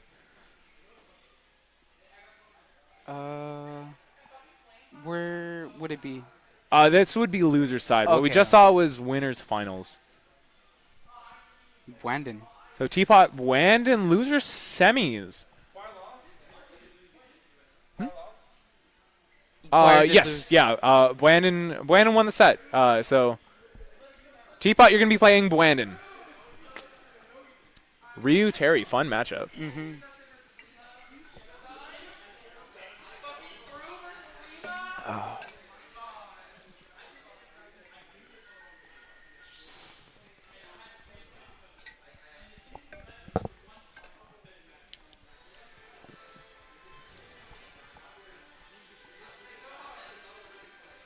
Both are really great grounded fighters, right? Yes, Ryu and Terry players. So Blandon, fantastic Ryu player. Getting a little bit more recognition out of Houston too, just because his results have been kind of on the come up a lot lately, especially just very recently this weekend. Blandon had a phenomenal showing at Comic Palooza Fight Club. Really? Yeah, he went quite on an insane run. He ended up knocking Shiny Mark into losers, and then also clutched out sets on Beastly and Anathema, as well as E-King, who's the #1 in Puerto Rico, to make top 8. So, fantastic run from Blandon at Comic Palooza there. And he's just trying to keep that momentum going here at Respawn. Getting sent into losers by Yalmanac earlier. Or excuse me, no, Jackrot sent him into losers. My mistake. Jackrot sent Blandon into losers. Not sure who sent Teapot into losers. I think it might have been Yalmanac. But yeah, either way, both of them fiending for the run backs on their sets earlier. We're getting into game 1 here, Pokemon Stadium 2. Blandon just spacing them out with these red fireballs. That's what you like to see. Just playing it very safe in the early game, trying to figure out exactly how Teapot's trying to play this. And let's go ahead and, while we're here, update the scoreboard. That's not Jackrot on screen. That is Blandon.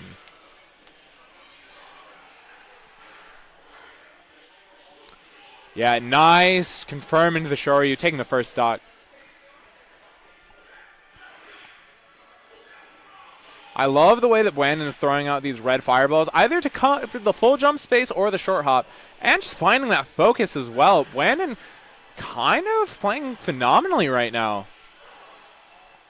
He's definitely taking an advantage right now. Oh my god, what a confirm into the Tatsu.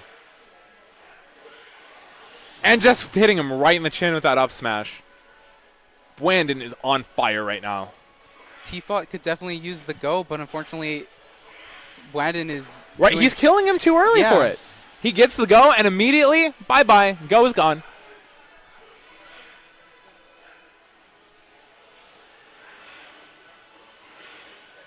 Yeah, and just getting so much from these red fireballs is really your Swiss Army knife in this matchup here. Using it as a way to space him out, also as a way to get in. Finding the confirm to the Tatsu, sending Teapot off stage. Wow. Yeah. That power dunk's gonna be, it seems a little bit negative on hit with the way that Teapot did it there. Blandon just like taking that hit to the chin and still finding the confirm.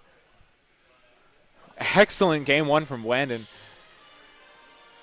If you're Teapot, you gotta be at least a little shaken up after that.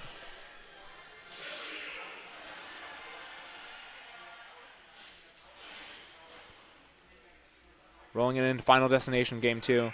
No more platforms. Going to shut down Blandon's combo game just a little bit, so I understand the stage pick from Teapot. But it is going to make it a lot harder for you to land. So while you are getting less in terms of true combos, you are getting far more in terms of juggles. When trying to space right outside of the range of that crack shoot, so Teapot just advancing it ever so slightly. I like the spacing there. Trying to find a quick zero death here with that down air. Unfortunately for Teapot, getting the sour spot. Putting yourself off stage with that power dunk. Blandon not able to capitalize on it, though.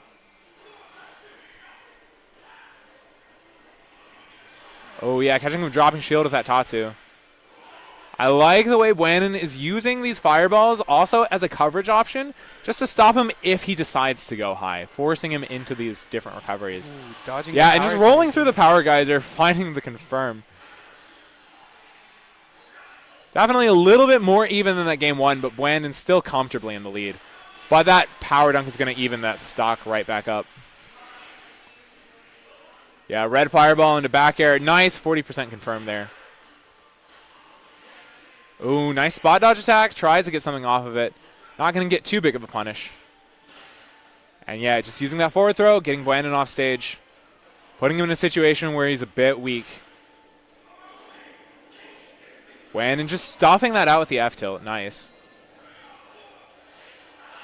Oh, tries to use the focus, but the cancel into the burn knuckle is going to negate that with the 2 hits.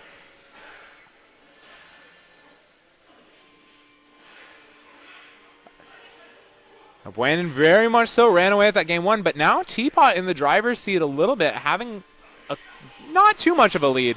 Brandon's evening up the stocks right there. Yeah, exactly. Yeah, finding his footing quite a bit.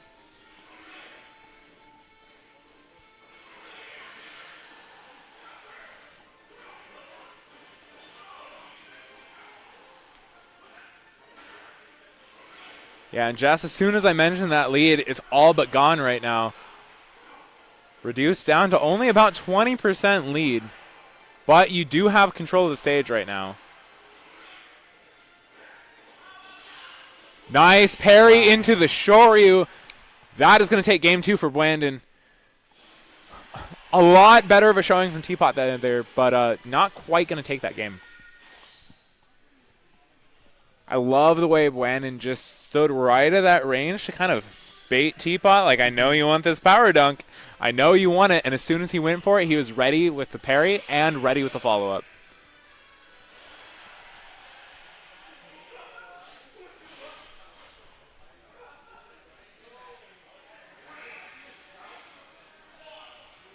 Yeah, running it back on a final destination.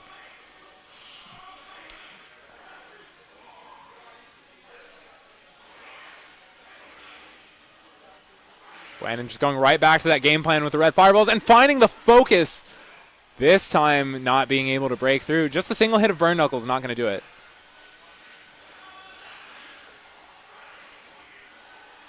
Ooh, getting that one single hit of Tatsu is enough to reverse the situation for Brandon. Yeah, and Brandon just spacing out in the corner right now, saying, hey, I may not be able to get the ledge, but now you're going to need to get out of the corner against me and get out of the corner against this back air. Oh, but finding the jabs into Buster Wolf, that's going to get Teapot that first stock there. And catching the roll here. Ooh, a little bit of a misinput from Brandon. Looked like he was going for the confirm into either a Tatsu or a Shoryu, but getting the red fireball instead. Not what you want. Baiting out the crack shoot into the Tatsu. That's going to even those stocks right back up. Still 50% on the board for Teapot. Now, this is kind of how we saw Game 2 go as well. Is Teapot have a little bit of a lead, Brandon able to squeeze that one back and clutch it out. But who knows, maybe this one will go a little bit more in Teapot's favor.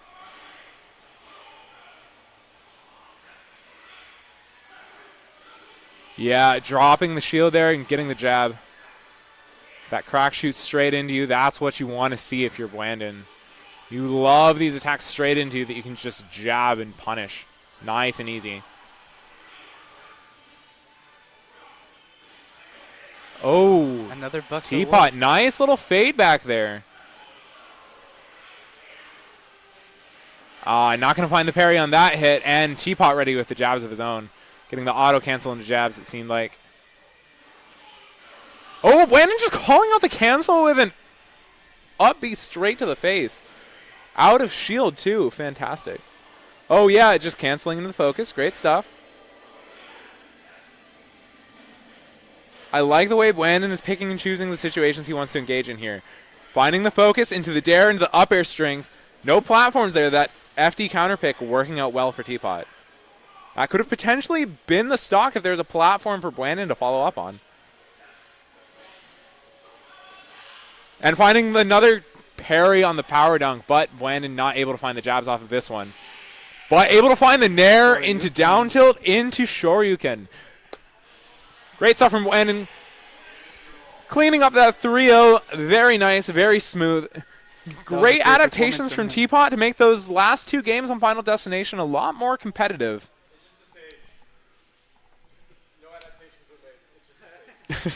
Teapot is saying no adaptations were made. It's just the stage. Well, either way, congratulations to Blandon keeping the run alive. Seems like he is going to play against who has typically been his Demon in Grand Finals, now meeting him in Losers Finals, Yalmanac. Now both Yalmanac and Blandon today here outside of Grand Finals, Blandon and Gwens. But yeah, still outside of Grand Finals today because they both got sent here to Losers by Jackrot. So both of them, not only do they get to advance in the bracket if they win this match, but also, more importantly, they get their run back with Jackrot.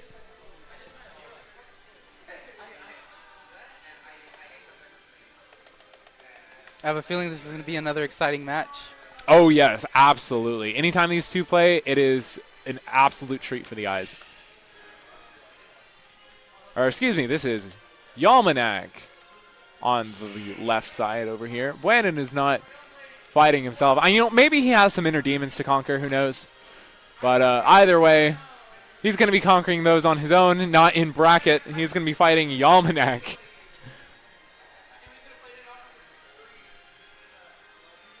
All right, what's going on here? Seems they're backing out of the menus. Setting controls. For Waltz, yes. So, while Yalmanac is putting in his controls, let's talk about what's going on here with this. So, Yalmanac is currently campaigning for a vote-in slot for Texas Reverie, which if you in the chat don't know what that is a Texas-only invitational tournament, kind of like a Smash Summit, but restricted specifically to the talent in Texas. We are currently in the vote-in stage of selecting the players who are going to be attending this invitational. Yalmanac is campaigning for this. Every dollar is worth 1 vote, and the For Waltz tag, another Texas player, Waltz, has said that if Yalmanac is able to hit a clip running this tag on stream, the For Waltz tag, he is going to send a whopping 35 votes Yalmanac's way.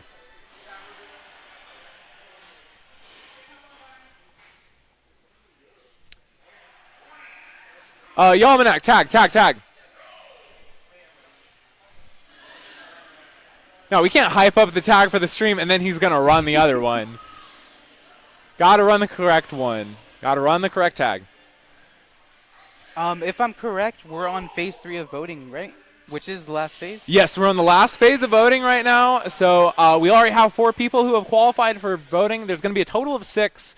So I believe the voting phase ends in a couple of days or a day or two. I'm not sure Maybe exactly Friday? when. Maybe Friday. Wow. So very soon either way. Yes. That voting phase is going to be ending soon.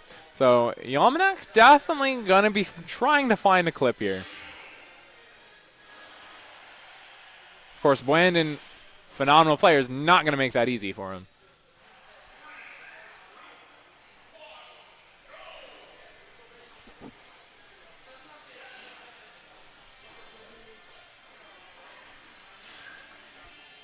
Right out the gate. Nice 43% start from Yalmanac. Blandon finding the parry there.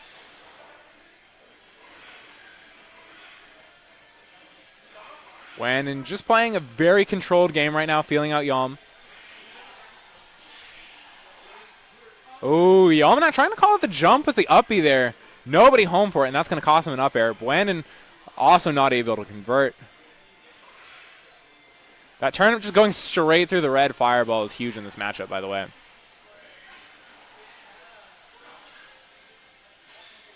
Yalmanac trying to call these jumps, just grabbing Blandon right out of the focus.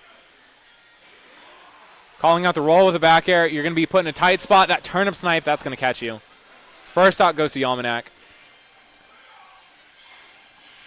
But Buen not letting that phase him. This aerial train might phase you a little bit.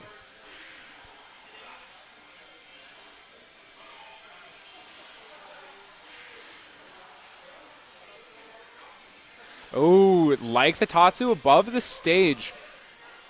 Kind of catching Yalmanac slipping a little bit. Oh, and just running up, waiting for him to drop his shield, and then finding the confirmed at the jabs. Nice way to even it up from Wandon right now. Stitch face on deck. Nothing going to come from it, though. It's the up air, but only gets a single hit, so he's not able to convert. That grab and back throw, that's going to put Wandon off stage. And with that turnip, that's going to be very scary. Yalmanac just waiting for the roll, finding the back air.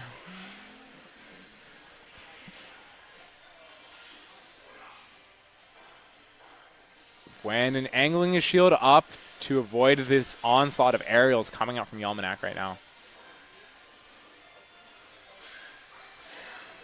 Nice focus, breaking through the side B. Nice confirm there, not able to find anything more than a focus dash back. I like the way that Wandon's playing, just trying to bait something out while staying safe if it doesn't connect. But is it going to be enough to overcome the stock deficit? Yeah, and Yalmanac catching another roll from the ledge there. That is going to be game one. Solid first game from Yalmanac.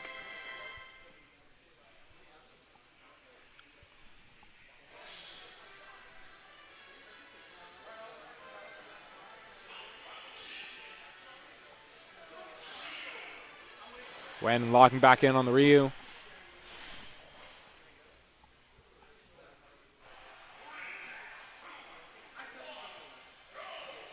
All right, getting into game two.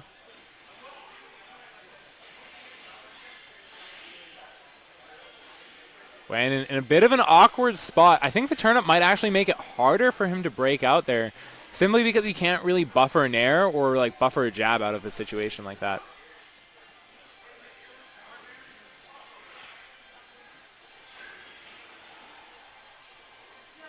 Mr. Saturn. Yeah, Mr. Saturn coming out from Yalm. Nothing seems to come from it, but something is coming from that up air.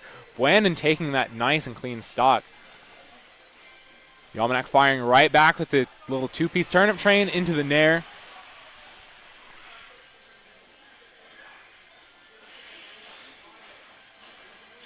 Yeah, and Yalmanac just so on fire with these high damage combos here. Ooh, weird Clang situation with the focus, and Blandon ready for it. Just realizes that his buttons are going to come out faster, so if he just keeps mashing back, he's going to win that. Oh, but Yalmanac calling on the FADC above him with the up smash. What a reversal from Yalmanac. Blandon looked like he might have wanted like a Tatsu or Shoryu there. But oh, just picking the situation right back up with the Shoryu coming out there. Very even game, very fast game too. Both of these players just going crazy with it. Mashing each other's freak right now. Yalmanac getting the little confirm off of the turnip. Ledge trapping Wandon. What's the mix-up? I like the way Yalm is just waiting at roll distance for these ledge options, leaving Wandon no good choices.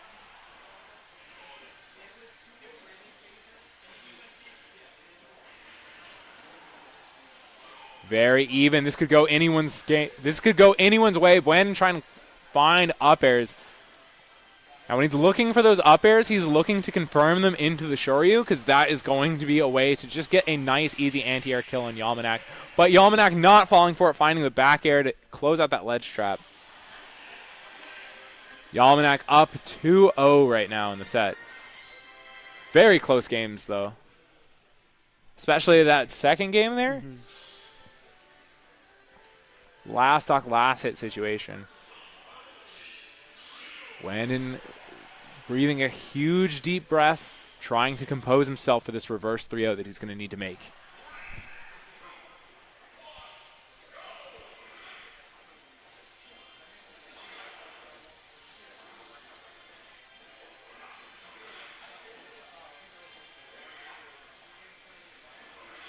I like the way Brandon is using his movement here just to try and pick and choose his spots. Unfortunately, it hasn't quite found that opening yet.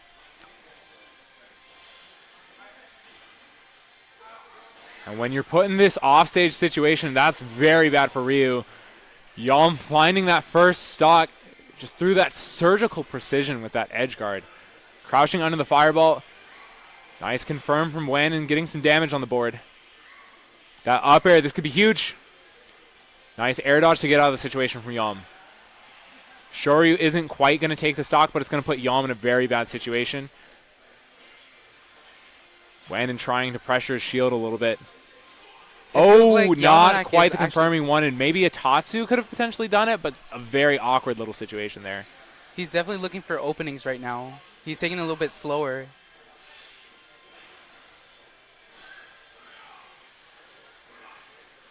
Right now, Brandon just looking for that back air, looking for something to close out the stock. Finding the back air to the face. That's going to even up the stocks, but you still got quite a bit of percent on the board. And in the offstage situation with the turnip, that is going to be miserable. Yeah, you can see Yalmanac just waiting for the end lag of these turnips so that he can't get knocked away, and then just placing either a turnip or a nair to catch Brandon.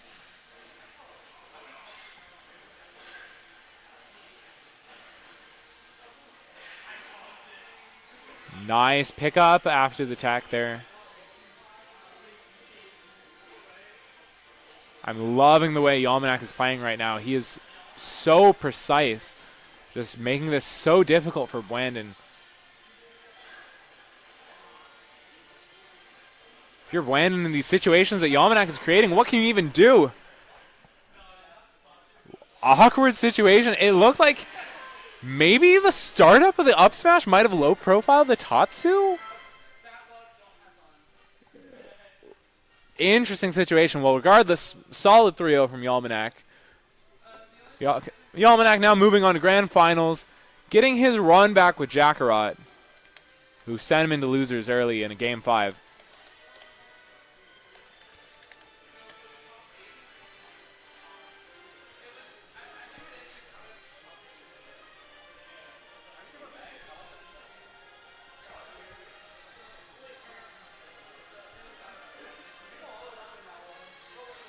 Brandon going home, but phenomenal showing, placing third.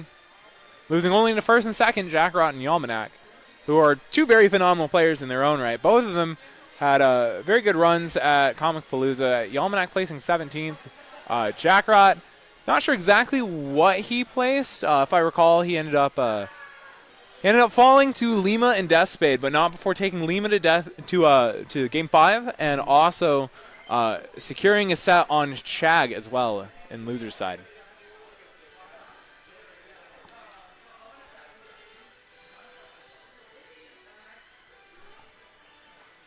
All right.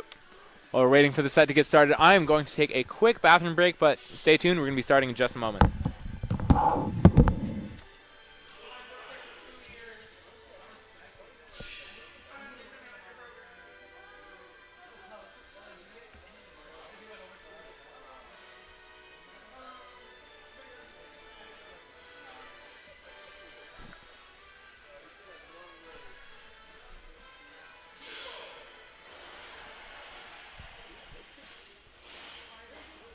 Grand finals starting right now. Let's see how it's gonna go.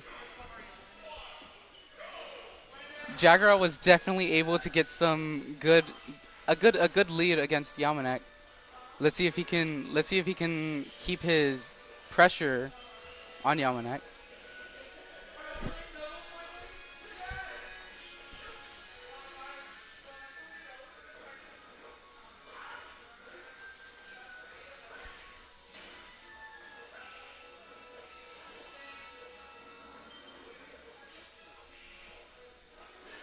Yalmanac managing to... Ooh. Jackarot getting his buffs.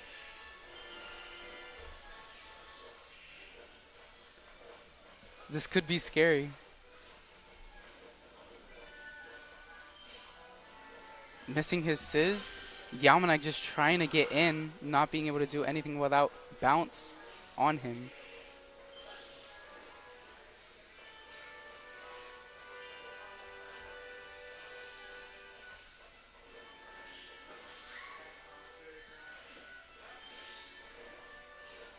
Jagger a little low on MP. Getting his accelerate.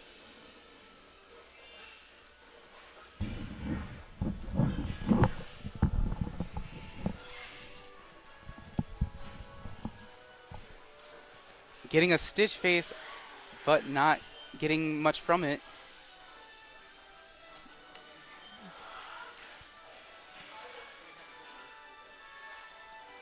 Seems like we got a very slow game in this game one. We got 2 minutes on the clock and still no stocks taken. And as soon as I say that, Jackrot finding the confirm with the up B into up tilt. Now we talked about that a little bit when they played in winners. That is part of why this stage, hero players tend to like it a lot, is that confirm is going to be something that you can rely on as a win condition out of the corner, which is something that is a very powerful tool to have, especially given that Peach is going to love pressuring you in the corner. Right now, Yalmanek trying to find a way to close out the stock, just fishing for that up smash and finding the back air there. It's a little bit of a percent lead, but pretty even game right now. Both of these players playing very carefully, lots of respect for each other.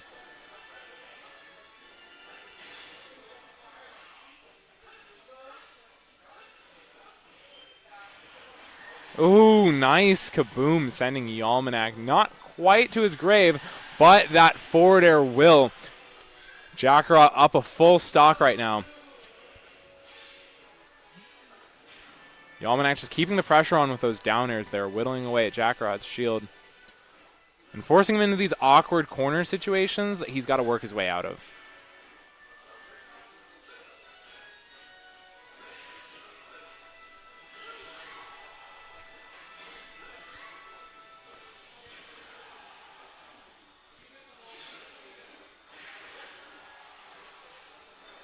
Yalmanek just going for these snipes with these items, trying to catch Jackrot's recovery.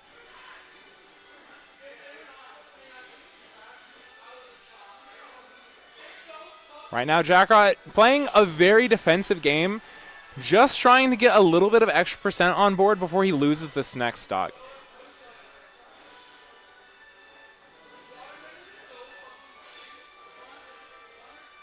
Playing very careful, very dash back heavy. That downer going to reset the offstage situation. Zoom going to save Jackrot though. But at 176, that stock is not going to last for very long as Yalmanek finds the back air to take it. Still a very even game. This could go either way.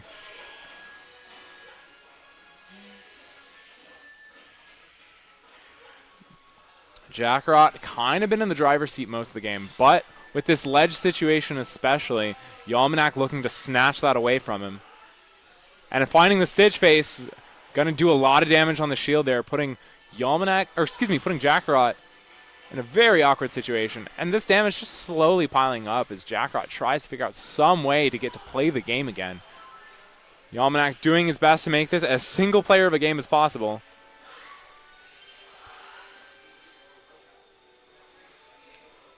Right now, Jackrot just holding the center, goes for it all with that fireball there. Nobody home for it, though. Now, Jackrot is out of mana. He's got the buff on deck, but that's going to run out pretty soon.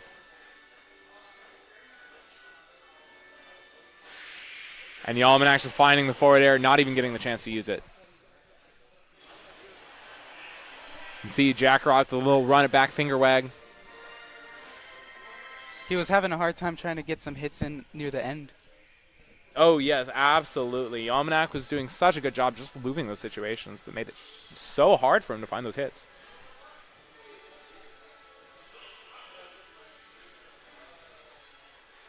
(1-0) on the board for Yalmanek.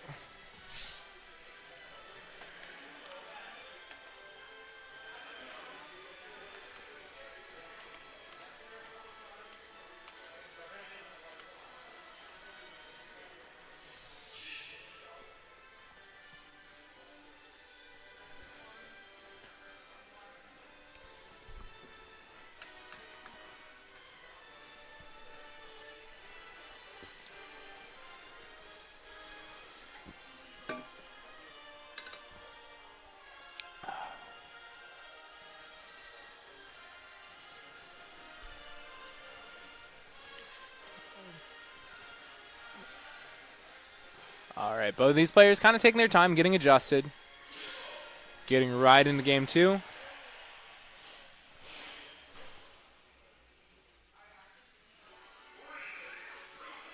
All right, let's get into it.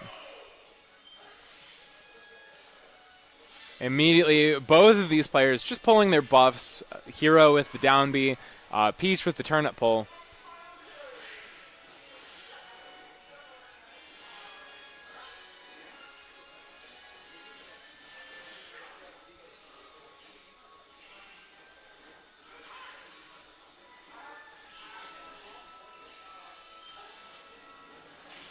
Acceleraddle on deck. That's going to give Jackrot a much easier time in neutral. And you can see he's also using it on the ledge there as a way to just like completely skip the thing that's been getting Yalmanac so much value in this set of that ledge trapping. You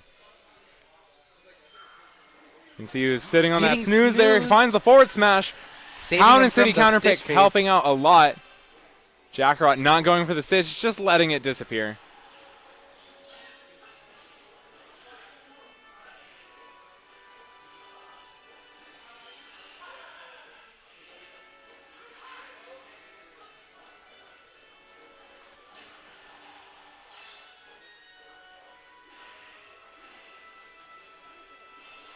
Nice dash attack from Yalmanac. We're going to keep this pressure going at the ledge. That down tilt, nice attack from Jackrot staying alive and reversing the situation for himself, actually. Yalmanac trying to call it a jump there. Jackrot doing a really good job just kind of picking and choosing the spots that he's going to jump in to make it harder for Yalmanac to call him out. And when he is jumping as well, you can see he's doing a lot of that jump back zapple. That is going to catch Yalmanac in that space that he's trying to contest that's kind of in his face.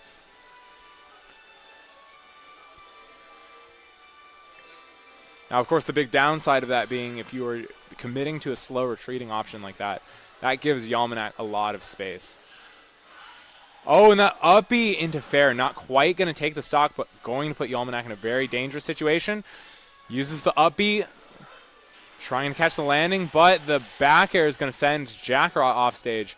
Just slashing right through that turnip, but can't slash through that down air there on the up B. Using Zoom to get out. Still at 179%. One good hit like that back air, that's going to take the stock. Jackrot still has a pretty comfortable lead, though. 110% on Yalmanac. Pulling these buffs and immediately pulling the spell, saying, get off me and go back into that blast zone. Nice up B out of shield. Jackrot's getting so much value out of these get off me tools this game. Like using that jab, using that up B. And calling out the forward smash. Excellent stuff from Jackrot. Evening up the set 1-1. That forward smash, you heard that crit sound effect too. A little bit of luck coming in on his side. But he definitely had the lead on that game. Yeah, definitely had the lead on that game. One of them was for sure in the driver's seat. Jackrot definitely seemed a lot more comfortable, a lot more in control, and just like finding that opportunity with that forward smash with the buffs and the crit. I mean, you know what they say, luck is just, or victory is just when luck meets opportunity. And that was, excuse me. That was a good example. Yeah, that was a great example. Jackrot playing this so well. What's the quote that I'm thinking of? It's escaping me right now.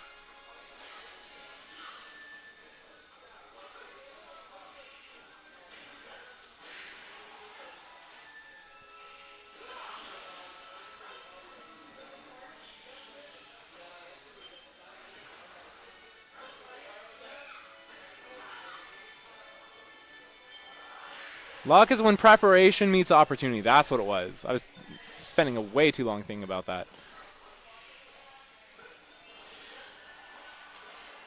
Oh! What, that shield rate coming in from Yalmanac.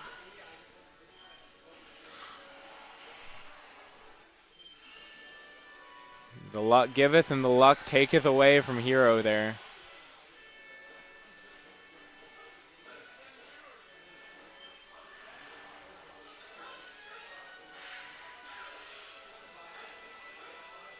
Oh, a little bit of a caught with your pants down situation. Going for that side B, but not enough mana for it.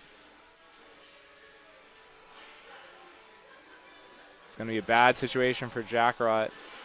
Finding that side B, though. Finding a nice little reversal. Cleaning that stock up.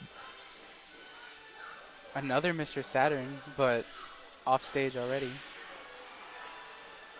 All right, and I like that Yalmanac is recognizing Jackrot is going to swing with the Accelerado and just using that counter to get out of that situation. Ooh, that could have been scary with the whack. Anytime that comes out, my heart rate goes up just a little bit.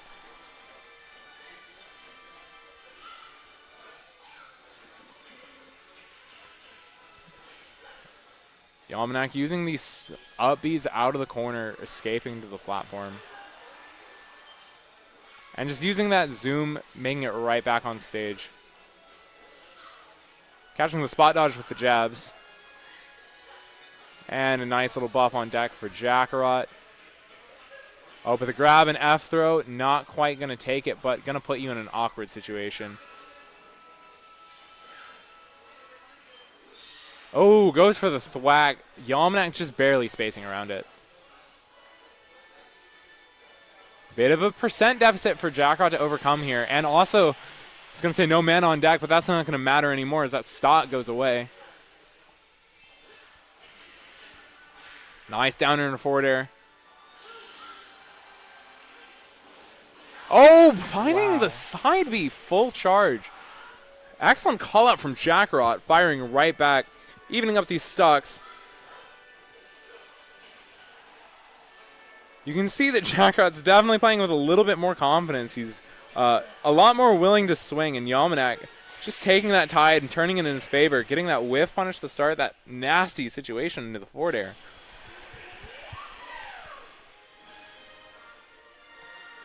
Great play from Yalmanac, going up 2-1 in the set. Now Jackrot is coming back from, or is coming in from winner's side of the bracket. So Yalmanac is actually the one with his back against the wall here. Still has 2 games to play with if you're Yalmanac, but this could be the bracket reset for him.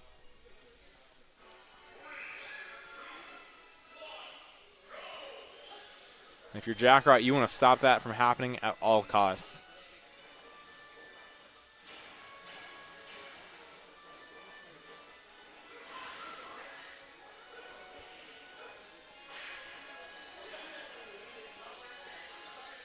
Oh, nice turnip train coming out from Yalmanac. Now, Yalmanac has told me before, whenever he swaps characters like this, when he goes from Peach to Daisy and vice versa, he's thinking something. Now, it doesn't necessarily mean a specific thing for a specific character, but that's his way of saying, I need to shift gears somehow. So I'm interested to see what adaptations Yalmanac comes up with.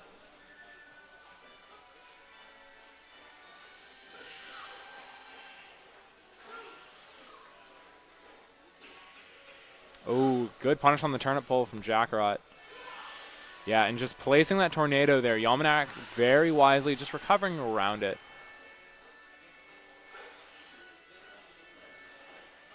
Jackrot a little low on mana right now, but that forward air is going to get his meter back up a bit. Right now, Jackrot, again, just using these dashbacks to play out of the range that Yalmanac wants him in.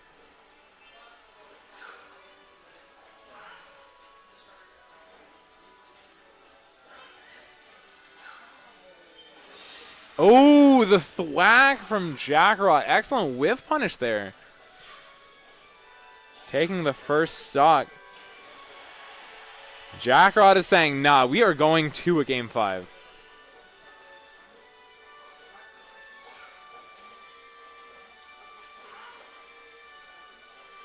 No buffs on deck and low on mana, though. Jackrot's got his back up against the wall.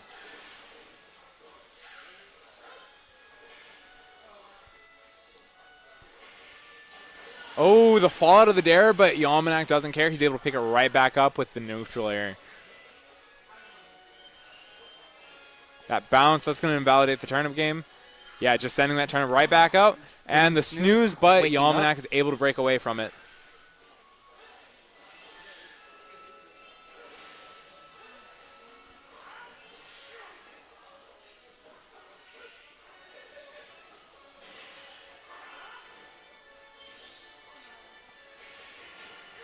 Nice down air to forward air conversion and trying to go for the call out, but that air dodge just barely saving Jackrot. Jackrot now in the driver's seat, putting Yalm at the ledge here. This is a very even game. This could go anyone's way. They both still have 2 stocks to play with. So we are in for a show, ladies and gentlemen. Nice call out with the forward air. Oh, the directional air dodge is going to put Yalmanac in a bit of a rough spot. Not able to recover there.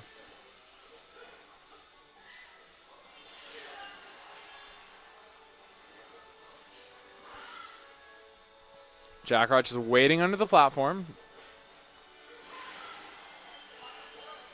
Using the Zapple to cover such a wide range of space. Great stuff. And I like the way that Jackrot is taking advantage of this stage, town and city, using those up Bs to escape over to the side platforms on this transformation.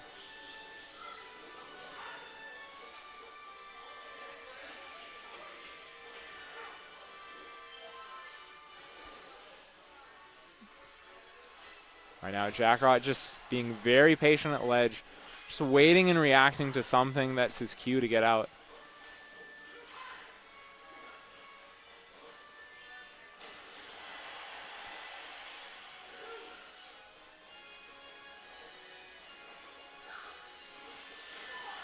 That dash attack not quite going to take it. Jackrot hanging on to the stock for a very long time. That down air, but the fallout's going to save you, but not enough mana to make it back over to the ledge. Kaboom on shield. That's going to do a little bit of chip. Yalmanac doesn't care. He says, I'm not going to shield. I'm going in. Pulling the turnip, kind of restricting Yalmanac's options a bit because that bounces online. Oh, but finding the back air. Yalmanac closing out the bracket reset and breathing a sigh of relief right now.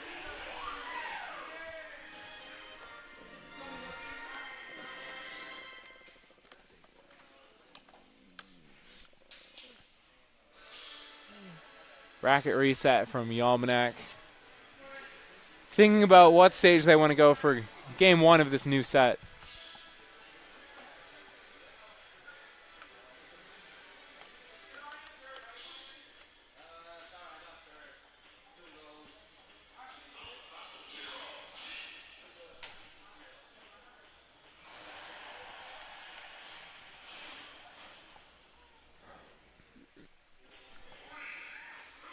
All right, running it on a small battlefield. We've been seeing a lot of town and city lately, but seems like they're changing it up a bit.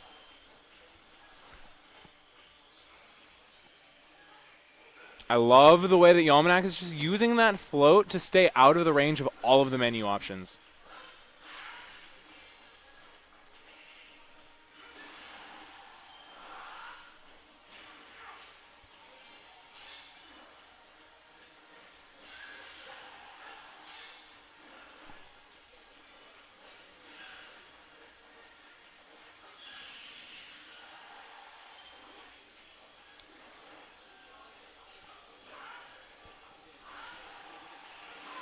Nice. Jackrot's doing a really good job just controlling this space. Forcing Yalmanac to really work to find his way in.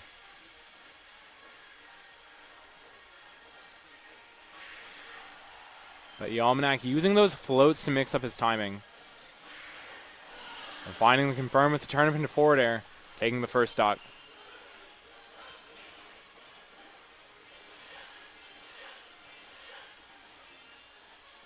Nice little conversion with the up airs from Yalmanac coming out here. Got the oomph on deck for Jackrot.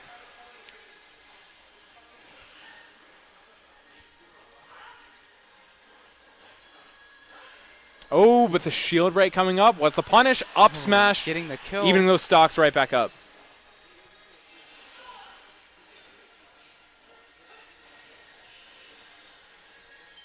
Nice jabs.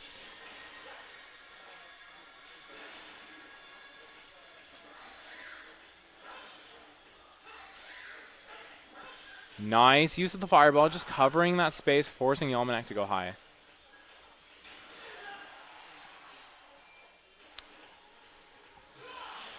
Awkward situation for Jackrot, trying to make it back from this edge guard. Not able to pull Zoom, kind of unlucky.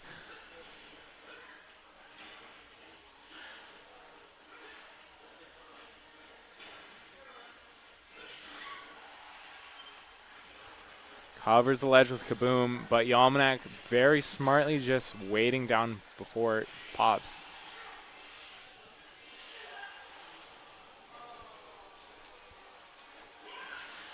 Nice down smash from Jackrot coming up.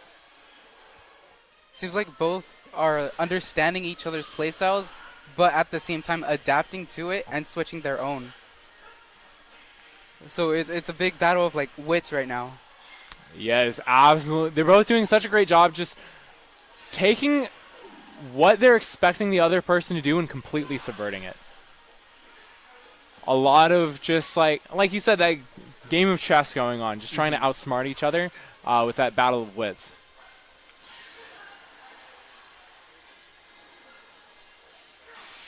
Oh, but the turnip into back air.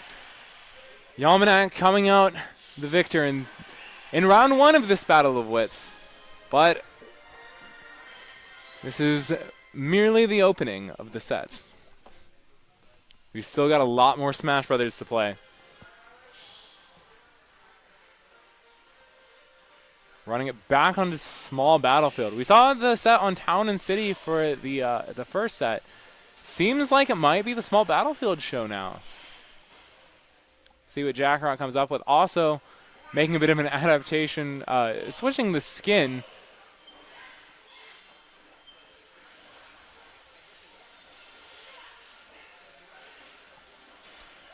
Using the OG Dragon Quest skin. Love to see it.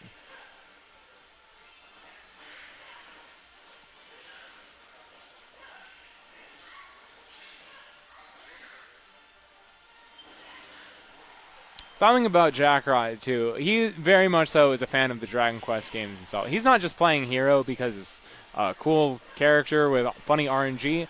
Like, he actually is quite the fan of Dragon Quest and Dragon Ball and all of the Toriyama works.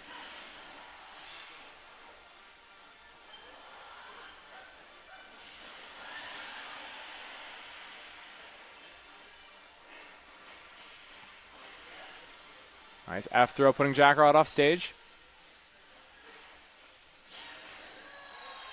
Nice up smash catching Jackrot trying to escape the ledge there.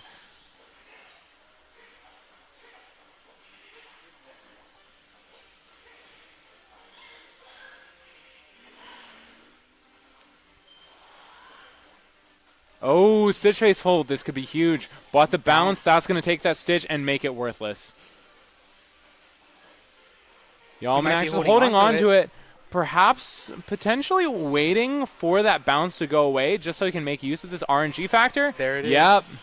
Waiting for the bounce to go away. Great stuff from Yalmanac. And just immediately finding the Stitch face combo.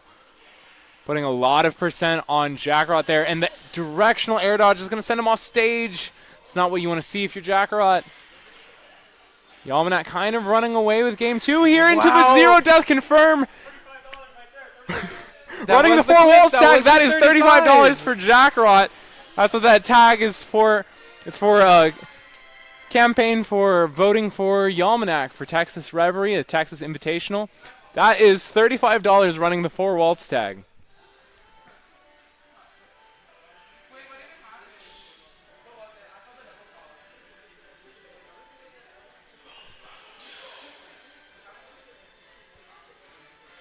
Now Yalmanac closing out that game with a clip and potentially closing out the set if he wins this next game. Up 2-0 on Jackrot right now. Running it back to Town and City, the stage that found Jackrot a game in last set, but still Yalmanac also is able to take 3 games on.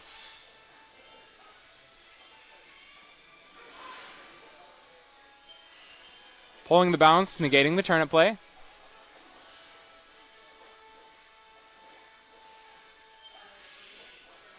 Right now, Jackrot just going for these menu pulls, trying to get his buffs on deck.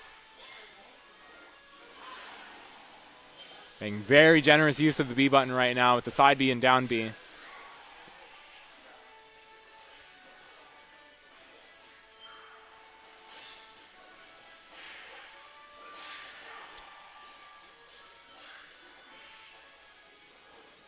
Good patience at the ledge, but Yalmanac catching him, getting antsy out of the corner. Ooh, Yalmanac kind of fishing for these reads with the up smash. Just standing right at that spot that'll catch Yalmanac, either doing an aerial or rolling.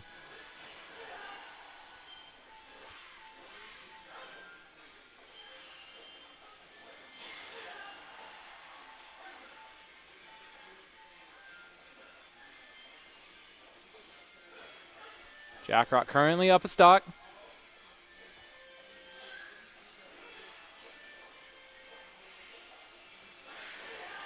A forward air coming out from Yalmanac.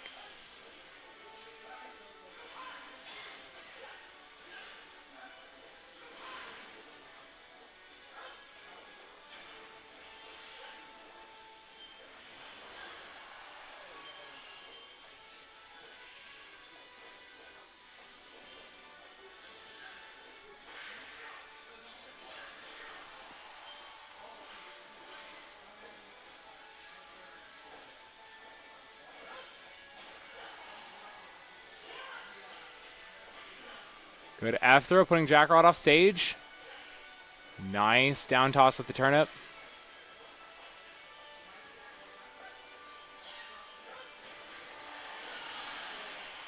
A nice backer there.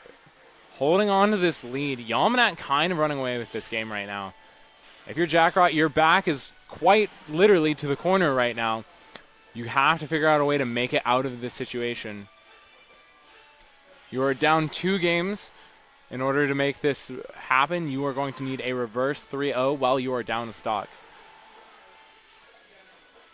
Here's a mountain to climb for Jackrot, but can he do it? If there's anyone who can, it is going to be him. But Yalmanac snuffing out any chance of that with the up smash read.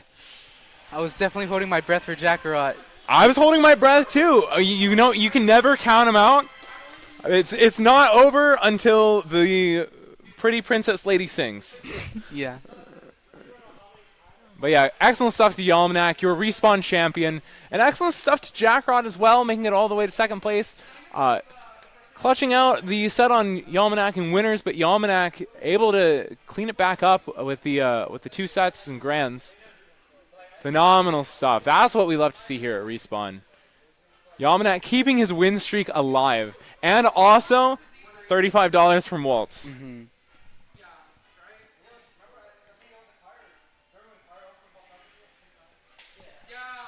Now, if you want to see more of that fantastic Peach play, make sure to vote for Yalmanac for Texas Reverie.